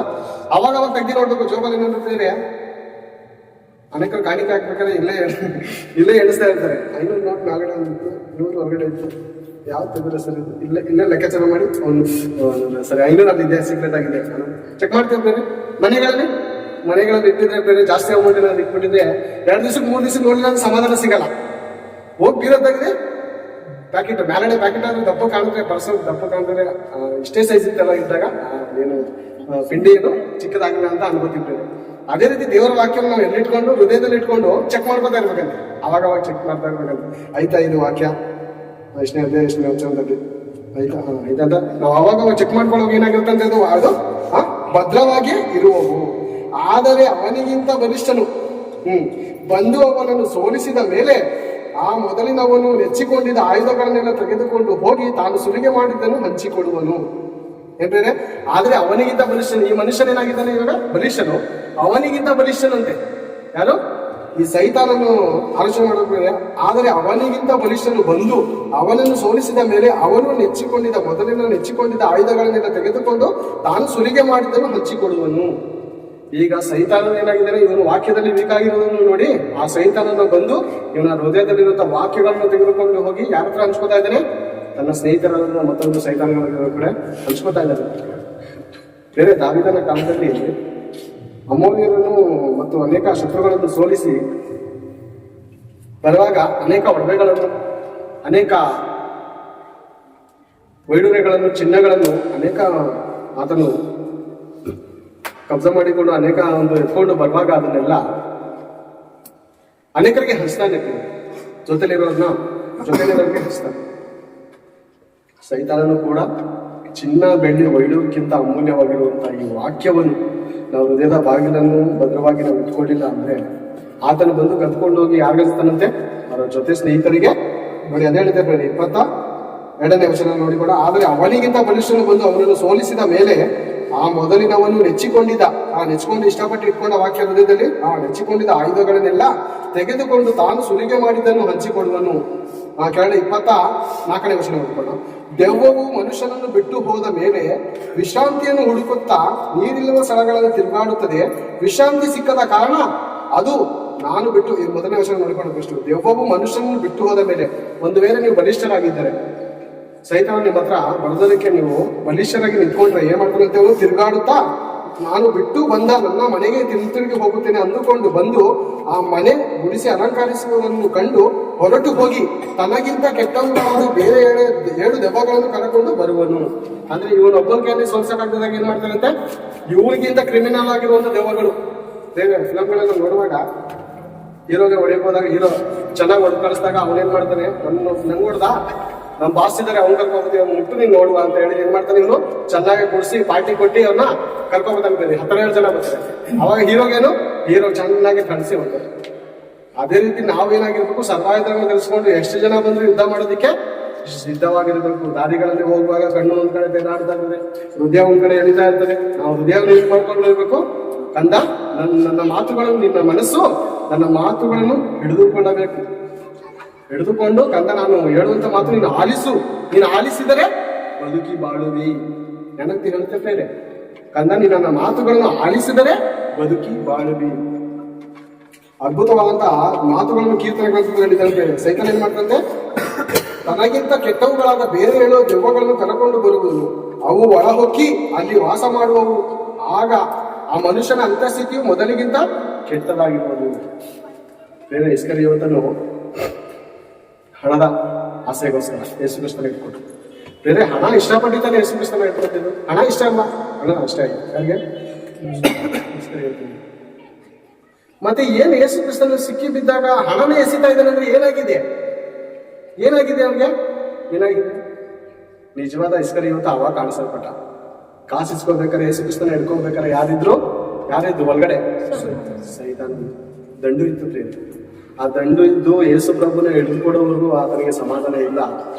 ಹಣ ಕೊಟ್ಟ ಮೇಲೆ ಏನಾದ್ರು ಸಮಾಧಾನ ಆಗುತ್ತಾ? ಸಿಗಲಿಲ್ಲ ಸಮಾಧಾನ.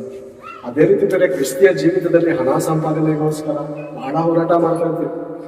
ಅನೇಕ ಸುಳ್ಳುಗಳನ್ನ ಹೇಳ್ತೀವಿ, ಅನೇಕ ತಪ್ಪಿನ ಕಾರ್ಯಕ್ರಮಗಳನ್ನು ಮಾಡ್ತೀವಿ. ಇದಕ್ಕೆ ಹಣಕ್ಕೋಸ್ಕರನೇ.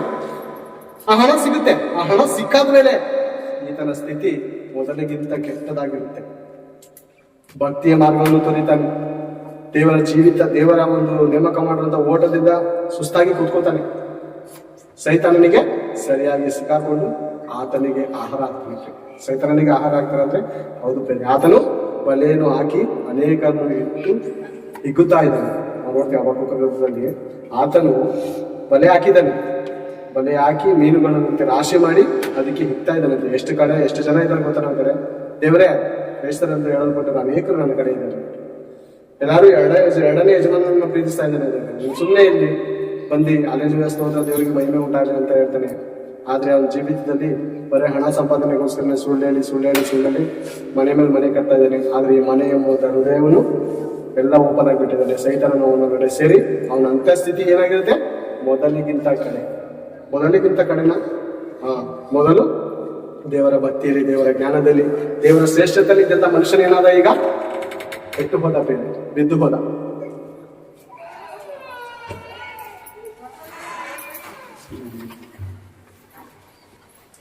ಓಕೆ, ವಚನ ನೋಡಿಕೊಳ್ಳೋಣ 5 ನಿಮಿಷ.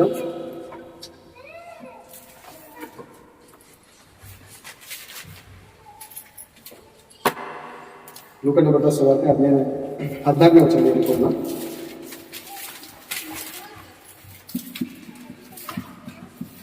ಹದಿನಾರನೇ ಅಧ್ಯಾಯ 19ನೇ ವಚನವನ್ನು ನೋಡಿಕೊಳ್ಳೋಣ. ಐಶ್ವರ್ಯವಂತನಾದ ಒಬ್ಬ ಮನುಷ್ಯನಿದ್ದನು. ಅವನು ಸಕಲಾದಿ ನಯವಾದ ನಾರುಮಡಿ ಮುಂತಾದ ವಸ್ತ್ರಗಳನ್ನು ಧರಿಸಿಕೊಂಡು ಪ್ರತಿದಿನವೂ ವೈಭವದೊಡನೆ ಸುಖ ಸಂತೋಷದಿದ್ದನು. ಬೇರೆ ಸುಖ ಸಂತೋಷ ಅಂತ ಬೇರೆ ಐಶ್ವರ್ಯವಂತನು. ಸುಖ ಸಂತೋಷ ಅದೇ ನಿಜವಾದ ಸಂತೋಷನ ಇದು? ಸುಖ ನಿಜವಾದ ಸುಖನ ಅಂತ ನೋಡುವಾಗ ಬೇರೆ ಹೇಳಿ ನೋಡಿಕೊಂಡು ಅವನ ಮನೆಯ ಬಾಗಿಲಲ್ಲಿ ಲಾಜರನೆಂಬ ಒಬ್ಬ ಭಿಕ್ಷುಗಾರನು ಬಿದ್ದು ಕೊಂಡಿದ್ದನು.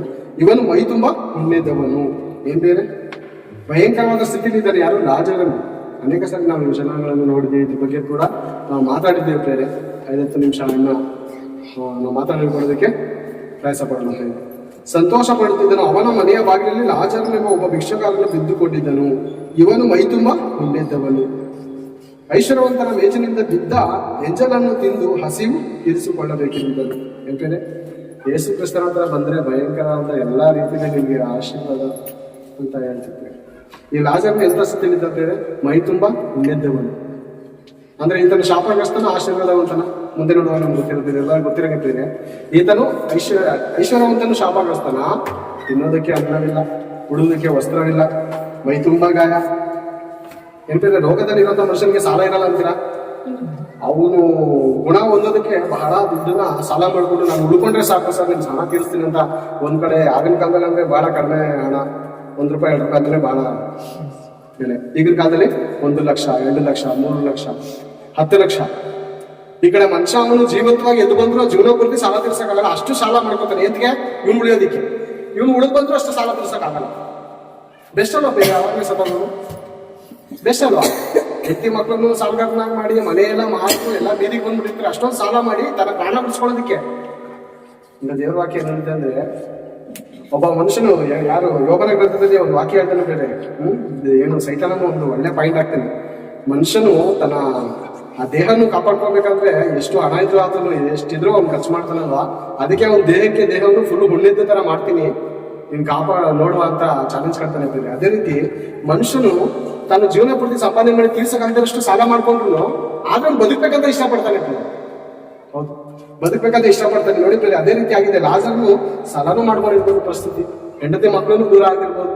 ಯಾರು ಇಲ್ಲ, ನಾಯಿ ತಿನ್ನೋ ಪರಿಸ್ಥಿತಿ ಬಂದಿದೆ ಅಂದ್ರೆ ಅವ್ನ ಮಕ್ಕಳಾದ್ರೂ ಇದ್ದಿದ್ರೆ ಬೇರೆ. ಇವನ್ಗೇನೋ ಯೋಬನ್ಗೇನೋ ಮಕ್ಕಳು ತೀರೋಗಿದ್ರು. ಅವ್ನ ಹುಣ್ಣು ನಾಯಿ ಬಂದು ಅವನು ಹುಣ್ಣ ಬಂದಿರೋಂಥ ಪರಿಸ್ಥಿತಿಲಿ ಇದ್ದಾಗ ಅಲ್ಲ ಬೇರೆ ಯಾರಾದ್ರೂ ಅಕ್ಕಪಕ್ಕ ಇರ್ಬೋದಾಗಿದ್ದಲ್ಲ, ಹೆಂಡತಿಗಳೆಲ್ಲ ಸತ್ತೋಗಿದ್ದು. ಹೆಂಡತಿ ಇದ್ರು, ಹೆಂಡತಿ ನೀನು ಭಕ್ತನಾಗಿರೋ ನನ್ಗೆ ಇಷ್ಟ ಇಲ್ಲಪ್ಪ ಅಂತ ಹೆಂಡತಿನ ದೂರ ಆಗಿರ್ತೀವಿ. ಈಗ ಅಂತ ಸ್ಥಿತಿಲಿ ಇರುವಂತ ಈ ಮನುಷ್ಯನ ನೋಡಿ ಬೇರೆ. ಇವನು ಲಾಜರ್ನು ಅದೇ ಸ್ಥಿತಿಲಿ ಇದ್ದಾನೆ. ಲಾಜರ ಸ್ಥಿತಿ ಇದ್ದಾನೆ, ಹುಣ್ಣು ಮೈಯೆಲ್ಲ ಹುಣ್ಣು. ಆದ್ರೆ ಇವನು ತನ್ನ ಹತ್ರ ಯಾರ ಹತ್ರ ಹೋಗ್ತಾ ಇದ್ದಾನೆ? ದೇವ್ರ ಹತ್ರ. ಇವನ್ ಹೆಣಗಳು ಕೂಡ ಯಾರು ಎತ್ತಿ ಇಲ್ಲ ಬೇರೆ ಮುನ್ಸಿಪಾಲಿಟಿ ಬಂದು ಎತ್ತಾಕೋ ಪರಿಸ್ಥಿತಿ ಉಂಟು. ಆದ್ರೆ ಇವನ ಆತ್ಮ ಯಾರ ಹತ್ರ ಹೋಗಿದೆ? ದೇವ್ರ ಹತ್ರ ಹೋಗಿದೆ ಬೇರೆ. ನಮ್ಮ ಜೀವಿತದಲ್ಲಿ ನಾವು ಯಾವ ರೀತಿ ಸದೈತೀವೋ, ನಮ್ಮ ಸಂಬಂಧಿಕರೇ ಬರಬೇಕು, ನಮ್ಗೆ ಕ್ರೈಸ್ತ ಧರ್ಮದ ಪ್ರಕಾರ ಗಟ್ಟಿಗಾಕಿ ನಮ್ಗೆ ಸಂಸ್ಕಾರ ಮಾಡ್ಬೇಕು ಅಂತ ಆಲೋಚನೆ ಮಾಡೋದು ಬೇಡ ಬೇರೆ. ಯಾವ ರೀತಿ ಸದವರು ಬರಲ್ಲ. ನಮ್ಮ ಆತ್ಮ ದೇವ್ರಿಗೆ ಇಷ್ಟ ಆಗಿರ್ಬೇಕಷ್ಟೇ. ಆತ್ಮ ಹೋಯ್ತು ಅಷ್ಟೇ. ಆತ್ಮ ಹೋಯ್ತು. ದೇಹಕ್ಕೆ ಏನು ಶೃಂಗಾರ ಮಾಡಿದ್ರೇನು ಆತ್ಮ ಬಂದು ಸೇರ್ಕೊಳುತ್ತಾ? ನಮ್ಮ ಕ್ರೈಸ್ತವರು ಅನೇಕ ರೀತಿಯಲ್ಲಿ ಇದು ಮಾಡೋರಿದ್ದಾರೆ, ಲೌಕಿಕ ರೀತಿಯಲ್ಲಿ. ಅಂದ್ರೆ ಬೆಟ್ಟಿಗೆ ಇಕ್ಕಿ ಅದಕ್ಕೆ ಪ್ರಾರ್ಥನೆ ಮಾಡಿದ್ರೆ ಆ ದೇವರೇ ಈಗ ಸೇರಿಸ್ಕೊಂಡ್ರೆ ಅವನ್ ಪಾಪ ಎಳ್ಳು ಅಳ್ತಾ ಇರ್ತಾನೆ ಅಥವಾ ಎಲ್ಲಿ ಖುಷಿಯಾಗಿರ್ತಾನೋ ಇವ್ರು ಗೊತ್ತಿರೋ ಪಾಪ ಅಮ್ಮ. ಇವರೇನು ದೇವರೇ ಈಗ ನೀನು ಈ ಆತ್ಮವನ್ನು ನಾವು ಪ್ರಾರ್ಥನೆ ಮೂಲಕ ನಾವೆಲ್ಲ ಘನಸೇವಕರೆಲ್ಲ ಸೇರಿ ದೇವರೇ ಪ್ರಾರ್ಥನೆ ಮಾಡ್ತಾ ಇದೀವಿ, ಈ ಆತ್ಮವನ್ನು ದೇವರೇ ನೀವು ಸೇರಿಸಿತು. ಆ ಹೋಗಿದ ತಕ್ಷಣ ಕಣ್ಣು ಮುಚ್ಚಿದ ತಕ್ಷಣ ಅವ್ನ ಪ್ರಾಣ ಪಕ್ಷಿ ಆರೋಯ್ತು. ಆಗ್ಲೇ ಎಲ್ಲೋ ಬೇಕಾಗಿದ್ದು ದೇವ್ರು ಸೇರಿಸ್ಕೊಂಡಾಯ್ತು. ದೇವ್ರ ವಾಕ್ಯ ಹೇಳ್ತಿದ್ರೆ ಅದ್ಭುತವಾಗಿ ಹೇಳ್ತಾನೆ ಬೇರೆ ಪ್ರಸಂಗಗಳಂತ 12ನೇ ಅಧ್ಯಾಯ 7ನೇ ವಚನ ಹೇಳ್ತಾನಂದ್ರೆ, ಮಣ್ಣು ಭೂಮಿಗೆ ಸೇರಿ ಇದ್ದ ಹಾಗೆ ಆಗುವುದು, ಆತ್ಮವು ತನ್ನನ್ನು ದಯಾಪಾಲಿಸಿದ ದೇವರ ಬಳಿಗೆ ಸೇರುವುದು. ಇವನೇ ನೆನ್ಕೊಂಡಿದ್ರೆ ಮಣ್ಣು ಭೂಮಿಗೆ ಸೇರಿ ಆ ಭೂಮಿಗೆ ಸೇರ್ತಾ ಇದೆ, ಈಗ ಆತ್ಮ ದೇವರೇ ನಿನ್ ಕಡೆ ಸೇರಿಸ್ಕೊ ಅನ್ನೋ ಲೆಕ್ಕಾಚಾರದಲ್ಲಿ ಇವ್ರು ಪ್ರಾರ್ಥನೆ ಬೇರೆ. ಆದ್ರೆ ನಾವು ಎಂತ ಸ್ಥಿತಿಯಲ್ಲಿ ಸತ್ತದ್ರು ದೇವ್ರಿಗೆ ಏನಾಗಿರ್ಬೇಕು? ಭಕ್ತನಾಗಿ ಸತ್ತಬೇಕು. ಭಕ್ತರ ಪ್ರಾಣವನ್ನು ದೇವರು ಅಲ್ಪವಿಂದ ಎಣಿಸುವುದಿಲ್ಲ. ಭಕ್ತನಾಗಿ ಸತ್ತಂದ್ರೆ ಈ ದೇಹಕ್ಕೆ ಯಾಕೆ ಶೃಂಗಾರ ಮಾಡಿದ್ರೇನು ಮಾಡದೆ ಇದ್ರೇನು, ಬಟ್ಟೆ ಇದ್ರೇನು ಇಲ್ಲದೇ ಇದ್ರೇನು, ಆತ್ಮ ಬೇಕಾಗಿದೆ. ದೇವರಿಗೆ ಪ್ರಾಮುಖ್ಯವಾಗಿ ಆ ಆತ್ಮ ಬೇಕಾಗಿದೆ. ದೇಹಕ್ಕೆ ಏನ್ ಮಾಡಿದ್ರೇನು? ಕೆಲವು ಬೇರೆ ಸತತಗ ಹಿಂದೂ ತರ ತಗೋಗಿ ಕಾರ್ಯಕ್ರಮ ಮಾಡಿದ್ರು ಕ್ರೈಸ್ತರವರು. ಹಿಂದೂ ತರ ತಗೋಗಿ ಕಾರ್ಯಕ್ರಮ ಮಾಡಿದ್ರು. ಅನೇಕರು ನಮ್ಮ ಕ್ರೈಸ್ತರು ಏನ್ ಹೇಳ್ತಿದ್ರು ಅಂದ್ರೆ, ಇಲ್ಲೋ ಅವ್ರ ಆತ್ಮ ನಡ್ಕೊಂಡ್ಬಿಡುತ್ತೆ, ಬೇಡ ಅಂತ. ಅವಾಗ ವಾಕ್ಯಗಳನ್ನು ತೆಗೆದವ್ರಿಗೆ ತೋರಿಸುವಾಗ ಅದು ಅರ್ಧಪರ್ಧ ನಂಬಿಕೆ ಪ್ರೇರಣೆ. ಯಾಕಂದ್ರೆ ಬಹಳ ವರ್ಷದಿಂದ ಅವ್ರಿಗೆ ಆ ರೀತಿ ಟ್ರೀಟ್ಮೆಂಟ್ ಆದಂತ ಔಷಧಿಗಳು ಹಾಕ್ಬಿಟ್ಟಿರ್ತಾರೆ. ಪಾಪ ನಮ್ಮ ಸೇವಕರಿಗೆ ಗೊತ್ತಾಗಲ್ಲ. ಅವರು ಕೂಡ ಆ ತರ ಟ್ರೀಟ್ಮೆಂಟ್ ಹಾಕಿ ಔಷಧಿನ ಆ ರೋಗ ಏನಾಗಿದೆ ದೊಡ್ಡದಾಗಿರ್ತದೆ. ಬದುಕಿಸುವಂಥದ್ದು ಆತ್ಮವೇ, ಮಾಂಸವು ದೇಹವು ಯಾವುದಕ್ಕೂ ಬರೋದಿಲ್ಲ. ಈ ದೇಹಕ್ಕೆ ಯಾರೇ ನಾವು ಸಂಸ್ಕಾರ ಮಾಡ್ಕೊಳ್ಳಿ, ನಮಗೆ ಅದರಿಂದ ಏನೂ ಆಗ್ಬೇಕಾಗಿಲ್ಲ. ಆತ್ಮ ಮಾತ್ರ ದೇವರ ಹತ್ರ ಸೇರ್ಕೊಳ್ಳೋದಕ್ಕೆ ನಾವು ರೆಡಿಯಾಗಿರ್ಬೇಕು. ಆ ಆತ್ಮವನ್ನು ದೇವರಿಗೆ ನಾವು ಒಪ್ಪಿಸಿಕೊಳ್ಳೋಣ. ಇದುವರೆಗೂ ನೀವು ತಾಳ್ಮೆಯಿಂದ ಕೇಳಿದಕ್ಕಾಗಿ ದೇವ್ರ ಸ್ತೋತ್ರವಾಗಲಿ. ಈ ಸಮಯ ಕೊಟ್ಟಂತ ದೇವರಿಗೆ ಮಹಿಮೆ ಉಂಟಾಗಲಿ. ಕಡೆ ಪ್ರಾರ್ಥನೆ ಮಾಡಿ ಅಂತ್ಯ ಆಶೀರ್ವಾದ ಮಾಡಬೇಕೆಂದು ನಮ್ಮ ಕೇಳಿಕೊಳ್ಳೋಣ.